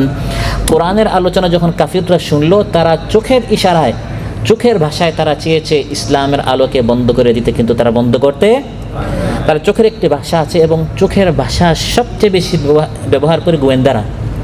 গোয়েন্দারা কিন্তু মুখের ভাষা কম ব্যবহার করে। বেশি কথা বললে তো আপনি টের পেয়ে ফেলবেন এখানে একজন কে আসছে। গোয়েন্দারা এখানে বসা থাকবে, সে এক গোয়েন্দাকে কথা বলে কিসের মাধ্যমে? চোখের ভাষায়। এই জন্য আরবিতে গোয়েন্দাকে জাসুস বলা হয়, আবার উয়ুন বলা হয়, কারণ তারা চোখের মাধ্যমে তারা কথা বলে। কিছু চোখ আল্লাহকে চেনার জন্য দৃষ্টি নিবদ্ধ করে, আল্লাহর নিখুঁত সৃষ্টি অবলোকন করতে করতে ক্লান্ত হয়ে পড়ে। আল্লাহ বলেন, এই চোখ দ্বারা দেখো বিশাল আসমান কে সৃষ্টি করেছেন, এই বিস্তীর্ণ জমিন কে বিছিয়েছেন। সুবহানাল্লাহ। ফারজি'ল বাসারা হাল তারা মিন ফুতুর ثم ارجع البصر كرتين ينقلب إليك البصر خاسئا وهو حسير। আল্লাহ বলেন, চোখ দিয়ে দেখো বারবার, আসমানের কোনো খুঁত আছে, যতবার দেখবে তুমি ততই দেখবে আসমানের সৃষ্টিতে, জমিনের সৃষ্টিতে কোনো দোষ নেই, কোনো ত্রুটি নেই, কোনো খুঁত নেই। সুবহানাল্লাহ। এই চোখ দ্বারা আল্লাহর নিষিদ্ধ কোনো জিনিস দেখা যাবে না। ইমানদারদেরকে বলো হে নবী, তারা যেন তাদের চোখটা কি রাখে? নত রাখে। কুল্লিল মুমিনিনা ইয়াগুদ্দু মিন আবসারিহিম ওয়া ইয়াহফাযু ফুরুজাহুম। একবার যদি কোনো পর নারীকে আপনি দেখে ফেললেন ভুলে, রাসূল সাল্লাল্লাহু আলাইহি ওয়াসাল্লাম ইরশাদ করেন যে ভুলে যদি কেউ একবার দেখে ফেলে, প্রথমবার আল্লাহ কি করে দিবেন? মাফ করে দিবেন। ভুলে দেখেছেন, লা তুতবি'ন নাযরাতিন নাযরা ফাইন্না লাকাল উলা ওয়া লাইসাত লাকাল আখিরা। একবার দেখার পর আবার দেখিও না, কারণ প্রথমবার ভুলে দেখেছ আল্লাহ মাফ করে দিবেন, দ্বিতীয়বার ইচ্ছা করে দেখেছেন। মূল সওয়াব এবং গুনাহ হয় ইচ্ছার উপর। ইন্নামাল আমালু বিন্নিয়াত, নিয়তের কারণে। এখানে দুইজন নামাজ পড়ছে, দুজন 2 রাকাত পড়লো, একজন পড়লো ফজরের ফরজ আর একজন পড়লো ফজরের সুন্নত। এই যে দুইজনকে 2 রকম সওয়াব দেওয়া হবে। সবচেয়ে বেশি সওয়াব দেওয়া হবে যে ব্যক্তি ফরজ পড়েছে। বাহ্যিকভাবে দুইজনের আমল একেবারেই সমান, কিন্তু পার্থক্য হচ্ছে নিয়তের উপর। একজন নিয়ত করেছে ফরজের, আরেকজন নিয়ত করেছে সুন্নতের। ঠিক তেমনইভাবে প্রথমবার আপনি দেখেছেন, নিয়তটা ছিল না, ইচ্ছাটা ছিল না, এই জন্য আল্লাহ মাফ করে দিবেন। কিন্তু দ্বিতীয়বার দেখেছেন ভুলে, দ্বিতীয়বার দেখেছেন ইচ্ছা করে, এর জন্য সেখানে কী থাকবে? গুনাহ থাকবে। এই চোখ দ্বারা অবৈধ জিনিস দেখা যাবে না। দ্বিতীয়বার বলতে যখনই বুঝতে পেরেছেন, এরপরের দেখা। এখন যদি মনে করেন যে প্রথমবার যেহেতু দেখেছি ভালো করে দেখে ফেলি, কারণ দ্বিতীয়বার দেখলে কি আছে, ভুল আছে, প্রথমবারই লম্বা করে দেখে ফেলি না, প্রথমবার যখন আপনি বুঝে ফেলছেন তখনই চোখ কী করে ফেলবেন, সরায় ফেলবেন। তারপর তৃতীয় জিনিস আল্লাহ তাআলা ইরশাদ করেন যে মায়ের পেট থেকে আমরা যখন বের হয়েছি আল্লাহ দিয়েছেন সেটা হচ্ছে ওয়াল আফইদা। প্রথম জিনিস হচ্ছে শ্রবণ শক্তি, দ্বিতীয় জিনিস হচ্ছে দৃষ্টিশক্তি, তৃতীয় জিনিস হচ্ছে বুধ শক্তি আল্লাহ আমাদেরকে দিয়েছে, আকল দিয়েছে বুঝার জন্য, অনুধাবন করার জন্য। শ্রবণ শক্তি দৃষ্টিশক্তির সাথে কি দিয়েছেন, বুধ শক্তি, চিন্তা শক্তি। এটাই হচ্ছে মানুষ আর জীবজন্তুর মধ্যে পার্থক্য। প্রতি বৃহস্পতিবার আমরা এখানে মানুষদেরকে নিয়ে মাহফিল করি, গরুদের মাহফিল হয় না কেন, বিড়ালদের মাহফিল হয় না কেন? তাদেরও শ্রবণ শক্তি আছে, তাদেরও দৃষ্টিশক্তি আছে, কিন্তু তাদের বোধ শক্তি নেই। এই বোধ শক্তি না থাকার কারণে কোরআন আল্লাহ নাজিল করেছেন মানুষের জন্য, আল্লাহ তাআলা অন্যান্য জীবজন্তু পাখি পশু ইত্যাদির জন্য কোরআন নাজিল, কারণ তাদের সামনে 1 ঘন্টা আলোচনা করলেও সে কোনো কিছু বুঝবে না, কারণ বুঝার ওই শক্তিটা তার নেই। আল্লাহ বলেন বান্দা তোমাকে মায়ের পেট থেকে বের করেছি, সাথে তোমাকে বুঝার মতো একটি ব্রেইন দিয়েছি, বুধ শক্তি দিয়েছে, সুবহানাল্লাহ। অতএব এই সকল মাহফিল থেকে তারাই উপকৃত হবে যারা আল্লাহর দেয়া এই বুধ শক্তি ব্যবহার করে এখানে শরীর এবং মন, ব্রেইন সব উপস্থিত থাকবে। শরীরটা আছে কিন্তু তার এই বুধ শক্তিটা এখানে নেই, চিন্তা শক্তিটা এখানে নেই, আছে অফিসে, আছে সাইটে, বাড়িতে, দেশে, তাহলে সে এখানে বসে উপকৃত হবে না। আপনি আছেন সাথে চিন্তা করার বুঝার ওই শক্তিটার সাথে যদি আপনি এখানে বসেন, এটাকে আমরা বলি মনোযোগ দিয়ে শোনা। মনটাকে যোগ করবেন, মনোযোগ, মনকে বিয়োগ করবেন না। শরীরটা আছে সাথে মনটা কি করবেন, যোগ করবেন। ইন্না ফি যালিকা লাযিকরা লিমান কানা লাহু কলবুন আও আলকাস সামআ ওয়া হুয়া শাহীদ। আল্লাহ তাআলা বলেন এই সকল দ্বীনি আলোচনায় তাদের জন্য উপদেশ রয়েছে, শিক্ষা রয়েছে, তারাই শিখতে পারবে যারা এখানে উপস্থিত হয়, যার কলব আছে এবং উপস্থিত হয় মন দিয়ে, বুঝার জন্য, চিন্তা করে, ফিকির করে আজকে কী আলোচনা করা হচ্ছে। প্রথমে শ্রবণ শক্তি, তারপর দৃষ্টিশক্তি, এগুলো সে বোঝার চেষ্টা করে। এভাবে যে ব্রেইন দিয়ে, আকল নিয়ে এখানে উপস্থিত থাকবে সে বুঝতে পারবে। আর যে শুনল কিন্তু বোঝার চেষ্টা করলো না, তার সামনে দিনের পর দিন নয়, মাসের পর মাস নয়, নূহ আলাইহিস সালামের মতো 950 বছর তার সামনে আলোচনা করলেও কোনো লাভ নেই। এই জন্য জাহান্নামে যাওয়ার পর তারা নিজেরা বলবে আমরা জাহান্নামে কেন আসলাম, ওয়াকালু লাউ কুন্না নাসমাউ আও নাআকিলু মা কুন্না ফি আসহাবিস সাঈর। আমরা যদি শুনতাম আর বুঝতাম আজ আমরা জাহান্নামে আসতাম না। আমরা শুনি নাই, আর শুনলেও বোঝার চেষ্টা করি নাই। মাহফিল হচ্ছে, আলোচনা হচ্ছে, মাহফিল কেন? এটা এখন একটা সংস্কৃতি হয়ে গেছে। অমুক এলাকায় পার্শ্বের গ্রামে তারা 10,000 এনেছে, আমাদেরকে 20,000 উপস্থিত করাতে হবে। তারা অমুক বক্তাকে এনেছে, আমাদেরকে আরও বড় বক্তা আনতে হবে। তারা 20টা মাইক লাগিয়েছে, আমাদেরকে 30টা মাইক লাগাইতে হবে। এই জন্য সুদ কীভাবে বন্ধ করা যায়, ঘুষ কীভাবে বন্ধ করা যায়, এই জন্য না। ব্যয়াপনা বেলাল্লাপনা কীভাবে বন্ধ করা যায়, এই জন্য না। এই এলাকায় মসজিদের জন্য কালেকশন কীভাবে করা যায়, মাদ্রাসার জন্য কীভাবে কালেকশন করা যায়, এজন্য মাহফিল করা হয়।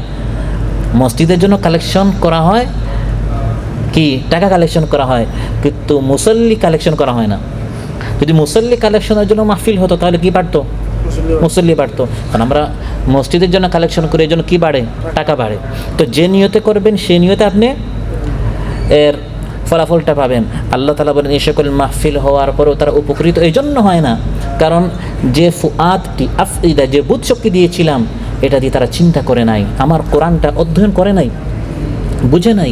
আল্লাহ তাআলা কী বলেছেন কোরআনের মধ্যে, লাইনে লাইনে হিদায়াত, এক একটা আয়াতে আয়াতে হিদায়াত, কিন্তু তারা এটা নিয়ে এই কোরআন বুঝার চেষ্টা করে নাই। এই জন্য এই মানুষটা ওই জীবজন্তুর মতো হয়ে গেল। আল্লাহ বলেন না, জীবজন্তুর মতো না, জীবজন্তু থেকে আরও নিকৃষ্ট, ওর তো আকলই নেই। আর এই মানুষকে আল্লাহ আকল দিলেন, তারপরেও সে এই আকল ব্যবহার করে কোরআন বুঝার চেষ্টা করলো না। আম তাহসাবু আন্না আকসারাহুম ইয়াসমাউনা আও ইয়াকিলুন ইনহুম ইল্লা কাল আনআমি বাল হুম আদাল্লু সাবিলা। আলোচ্যে আল্লাহ তাআলা মানুষের 3টি শক্তির কথা উল্লেখ করেছেন। প্রথম হচ্ছে শ্রবণ শক্তি, 2 নম্বর হচ্ছে দৃষ্টিশক্তি, 3 নম্বর হচ্ছে বুধ শক্তি, চিন্তা শক্তি। এছাড়া অন্যান্য আয়াতে আল্লাহ তাআলা অন্যান্য নিয়ামত নিয়ে আলোচনা করেছেন। যেমন দুটি শক্তি, আস্বাদন শক্তি এবং বাক শক্তি। এই দুটি শক্তি এর জন্য আল্লাহ তাআলা একটি অঙ্গ দিয়েছে, সেটা হচ্ছে জিহ্বা। জিহ্বা হচ্ছে মানুষের শরীরের একমাত্র অঙ্গ যেটা কখনো অসুস্থ হয় না। সুবহানাল্লাহ। ভাই আপনি কোথায়? আপনাকে 1 মাস থেকে দেখছি, আমরা বলি ভাই খুব পেট ব্যথা ছিল, দাঁত ব্যথা ছিল, চোখ ব্যথা ছিল, পিঠ ব্যথা ছিল, কিন্তু কোনোদিন শরীরে আমার কি ছিল? জিহ্বা ব্যথা ছিল। সুবহানাল্লাহ। এমন একটা ছোট্ট অঙ্গ, হাড্ডি নেই, হালকা গোশত দিয়ে আল্লাহ সৃষ্টি করেছেন, যেটা কোনো দিন অসুস্থ হয় না। সুবহানাল্লাহ।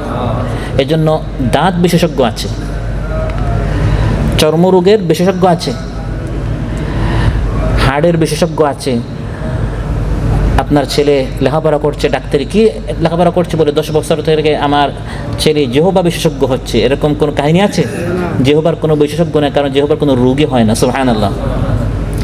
যাতে করে বান্দা এই জিহ্বা দিয়ে আল্লাহর নাম নিতে পারে, এই জিহ্বা দিয়ে কোরআন তিলাওয়াত করতে পারে, এই জিহ্বা দিয়ে আযান দিয়ে আল্লাহর দিকে আহ্বান করতে পারে, এই জিহ্বা দিয়ে নামাজে দাঁড়িয়ে তার রবকে ডাকতে পারে, হাত উঠিয়ে এই জিহ্বা ব্যবহার করে আল্লাহকে ডাকতে পারে, দোয়া করতে পারে, এই জিহ্বা ব্যবহার করে রবের জিকির করতে পারে, রাসূল সাল্লাল্লাহু আলাইহি সাল্লামের উপর দুরূদ সালাতু সালাম পাঠ করতে পারে, এই জিহ্বা ব্যবহার করে যাতে করে বান্দা অন্যান্যদেরকে আল্লাহর দিকে আহ্বান করতে পারে, দাওয়াতি কাজ করতে পারে, সৎ কাজের আদেশ করতে পারে, অসৎ কাজ থেকে নিষেধ করতে পারে।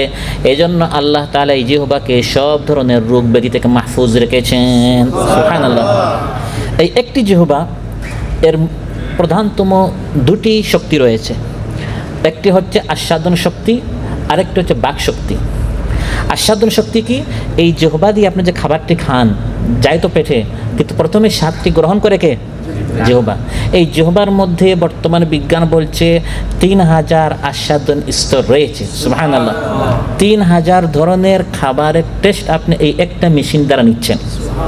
টক, ঝাল, মিষ্টি, এই সবগুলো ব্যবহার, এই সবগুলো বোঝার জন্য আমাদের 3টা জিহ্বা না একটা জিহ্বা? ইলিশ মাছের স্বাদ একরকম, রুই মাছের স্বাদ আরেক রকম, খাসির গোশতের স্বাদ একরকম, গরুর গোশতের স্বাদ আরেক রকম, মুরগির স্বাদ একরকম, ছানামুড়ির স্বাদ একরকম, মিষ্টি জিলাপির স্বাদ আরেক রকম, শুটকির স্বাদ আবার আরেক রকম। এই সবগুলো আমরা এক জিহ্বা দিয়ে স্বাদ গ্রহণ করি। সুবহানাল্লাহ। আবার এই জিহ্বার আরেকটি কাজ হচ্ছে ভাষা। জিহ্বা দিয়ে আমরা কি করি? কথা বলি। বাক শক্তি আল্লাহ দিয়েছেন আল্লামাহুল বায়ান, মনের কথা মানুষ ব্যক্ত করে এই জিহ্বা দিয়ে। বাংলা ভাষায় কথা বলেন যে জিহ্বা দিয়ে, আরবি ভাষা, হিন্দি, ইংলিশ একই জিহ্বা দিয়ে।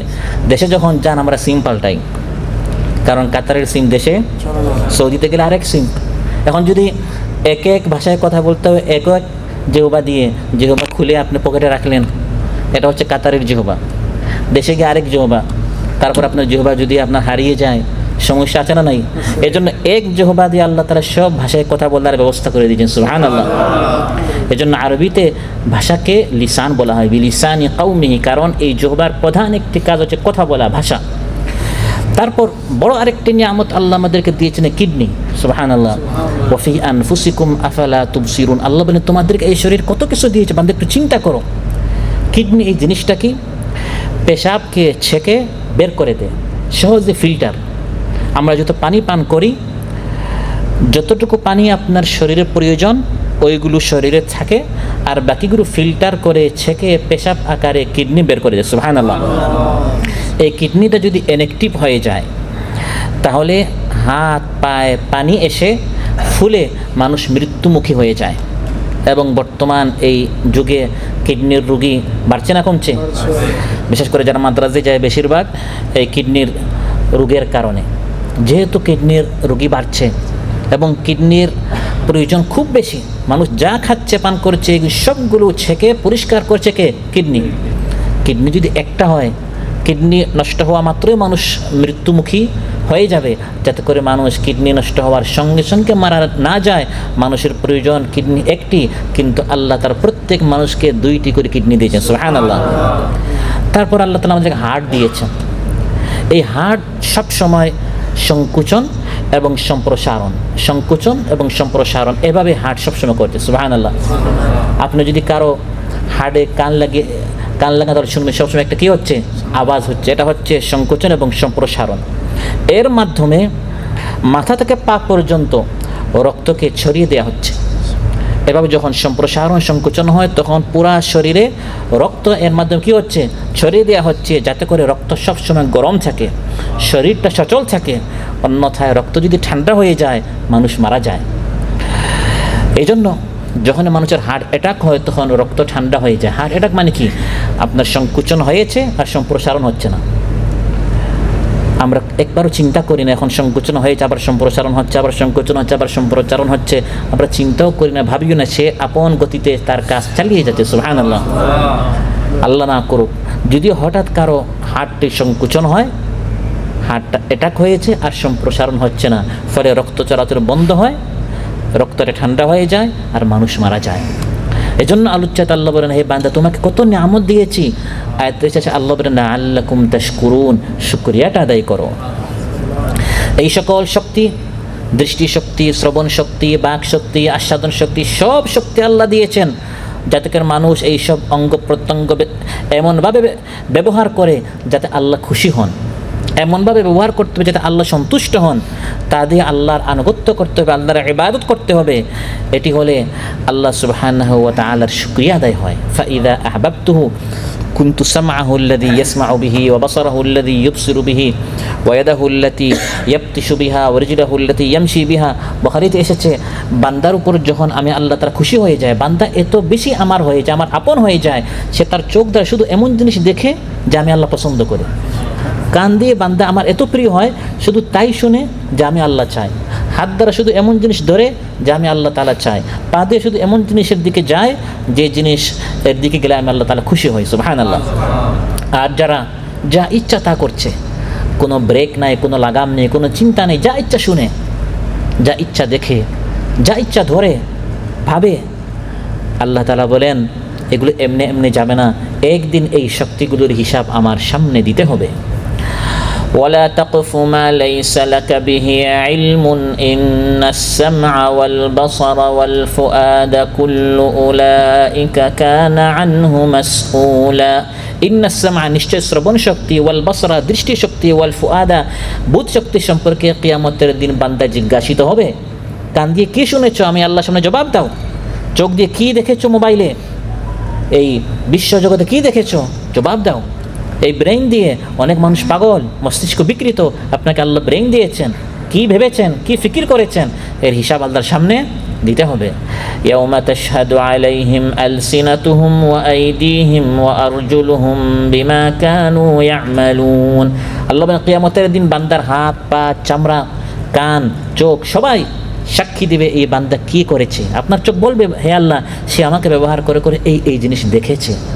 আপনার কান আপনার বিরুদ্ধে সাক্ষী দেবে, হে আল্লাহ আমাকে ব্যবহার করে করে এই জিনিস শুনেছে। আপনার হাত বলবে, হে আল্লাহ আমাকে ব্যবহার করে করে অমুক অবৈধ জিনিস ধরেছে। আপনার বিরুদ্ধে বলবে, হে আল্লাহ আমাকে ব্যবহার করে করে এই জিনিসের দিকে সে অগ্রসর হয়েছে। নাউযু বিল্লাহ। অতএব যে চোখ, কান, হৃদয় তার রবকে চেনে না, আল্লাহকে চেনে না, সে হচ্ছে হতভাগা, সে হচ্ছে অভিশপ্ত।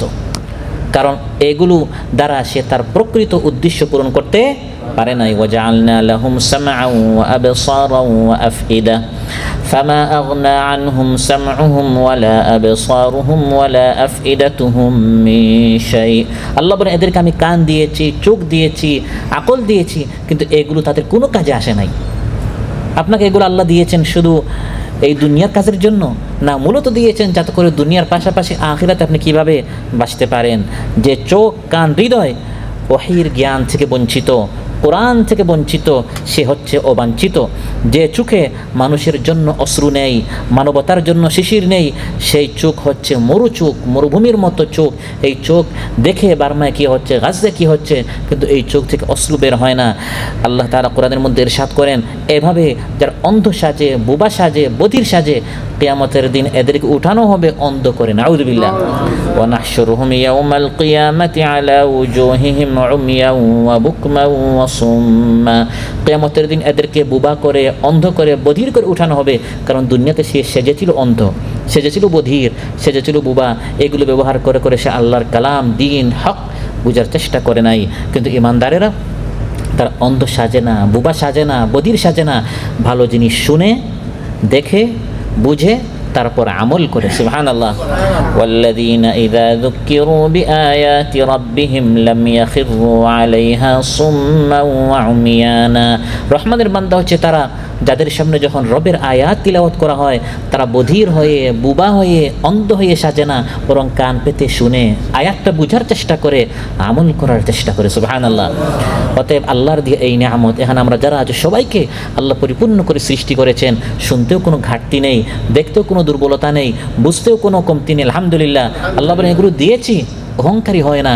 জমিন এমনভাবে হাঁটিও না যে পুরা জমিনই তোমার। আমি আল্লাহ চাইলে তোমাকে অন্ধ করে সৃষ্টি করতে পারতাম, কাতারে আসতে পারতে না। কাতার কোনো অন্ধ আসে না, কারণ আমরা এখানে আসি কাজের জন্য। অন্ধ হলে আপনি মেডিকেল আনফিট হয়ে যেতেন। ওয়ালা তামশি ফিল আরদি মারাহা ইন্নাকা লান তাখরিকাল আরদা ওয়া লান তাবলুগাল জিবালা তুলা। জমিনে দম্ববার হাঁটিও না, এমন শক্তভাবে হাঁটছো তুমি জমিনকে তো ফাটাতে পারবে না। এমনভাবে হাঁটছো জমিনকে ফেটে যাবে, জমিনকে তুমি বিদীর্ণ করতে পারবে না। আর মাথা এত উঁচা করছো, তুমি কি পাহাড়ের উপরে চলে যাবে? উচ্চতায় তুমি পাহাড়ের উঁচুতেও যেতে পারবে না। আর যেভাবে জোরে তুমি বিচরণ করছো, তুমি জমিনকেও কিচ্ছু করতে পারবে না, তুমি কিচ্ছু না। আমি আল্লাহ তোমাকে কিছু নিয়ামত দিয়েছি, অহংকারী করবে, একদিন আসবে কলার পাতায় তোমাকে একা শুইতে হবে। আপনারা দেখেছেন শামসুদ্দিন চৌধুরী মানিক বিচারপতি ছিল, শক্তির অধিকারী ছিল, কিন্তু আল্লাহর এই শক্তিগুলো সে ব্যবহার করেছে আল্লাহর হুকুমের বিরুদ্ধে। একসময় এসেছে তার সব শক্তি কি হয়ে গেছে, শূন্য হয়ে গেল। মা আগনা আন্নি মালিয়া হালাকা আন্নি সুলতানিয়া। আল্লাহ কিয়ামতের দিন পাপিষ্ঠরা বলবে আমার মাল কোনো কাজে আসে নাই, আমার ক্ষমতা কোনো কাজে আসে নাই, সব শূন্য হয়ে গেল। ওয়াকাম আহলাকনা মিন কারিয়াতিন বাতিরাত মাঈশাতাহা। এভাবে কত জাতিকে, লোককে আমি ধ্বংস করেছি যার বাসিন্দারা নিজেদের ভোগ সম্পদের দম্ভ করত, বিলাসপূর্ণ জীবনে চরম উৎকর্ষ সাধন করেছিল, কিন্তু তাদেরকে আমি আল্লাহ যে সকল নিয়ামত দিয়েছিলাম এগুলো তারা আমি আল্লাহর হুকুম পালনে ব্যবহার না করে আমার বিরুদ্ধে তারা ব্যবহার করেছিল। যেরকম ফিরআউন সম্পর্কে আল্লাহ বলেন বিশাল ক্ষমতার অধিকারী ছিল, কিন্তু যখন শাস্তি আসলো তখন তার এই ক্ষমতা, তার এই ফোর্স, তার এই বাহিনী সব কিছু তার কোনো কাজে আসে নাই। মিশরে তার সব বাড়ি, অট্টালিকা সব কিছু রেখে তাকে একা পানিতে ডুবে ধ্বংস হতে হয়েছে। কাম তারাকু মিন জান্নাতিন ওয়া উয়ুন ওয়া কুনুজিন ওয়া মাকামিন কারীম। কত উদ্যানমালা, কত ঝর্ণাধারা সমূহ, ধনভাণ্ডার, সুরম্য সৌদ্যমালা, মর্যাদাপূর্ণ অবস্থান সব কিছু রেখে একা মারা গেল। আর এই সব কিছুর ওয়ারিস আমি বনী ইসরাঈলকে করে দিলাম। আজ আমরা দেখেছি বিশাল শক্তির অধিকারী কীভাবে আল্লাহ তাদেরকে দেশ ছাড়া করেছেন এবং এসব কিছুর ওয়ারিস আরেক জাতিকে আল্লাহ করে দিয়েছেন। সুবহানাল্লাহ। অতএব আল্লাহ তাআলা সকল নিয়ামত দিয়েছেন লাআল্লাকুম তাশকুরুন। শুকরিয়া আদায় করতে হবে, আল্লাহর বিরুদ্ধে আচরণ করার জন্য নয়, বিদ্রোহ করার জন্য নয়। আল্লাহ সুবহানাহু ওয়া তাআলা আমাদের সবাইকে আজ যে আলোচনা হলোর উপর আমল করার তৌফিক দান করুন। আমাদের সবাইকে আল্লাহ তাআলা তার শাকিরিন দাকিরিন বান্দাদের মধ্যে কবুল করুন। আমাদের সবাইকে আল্লাহ তাআলা সিহহাত ও আফিয়াত দান করুন, তন্দুরুস্তি দান করুন।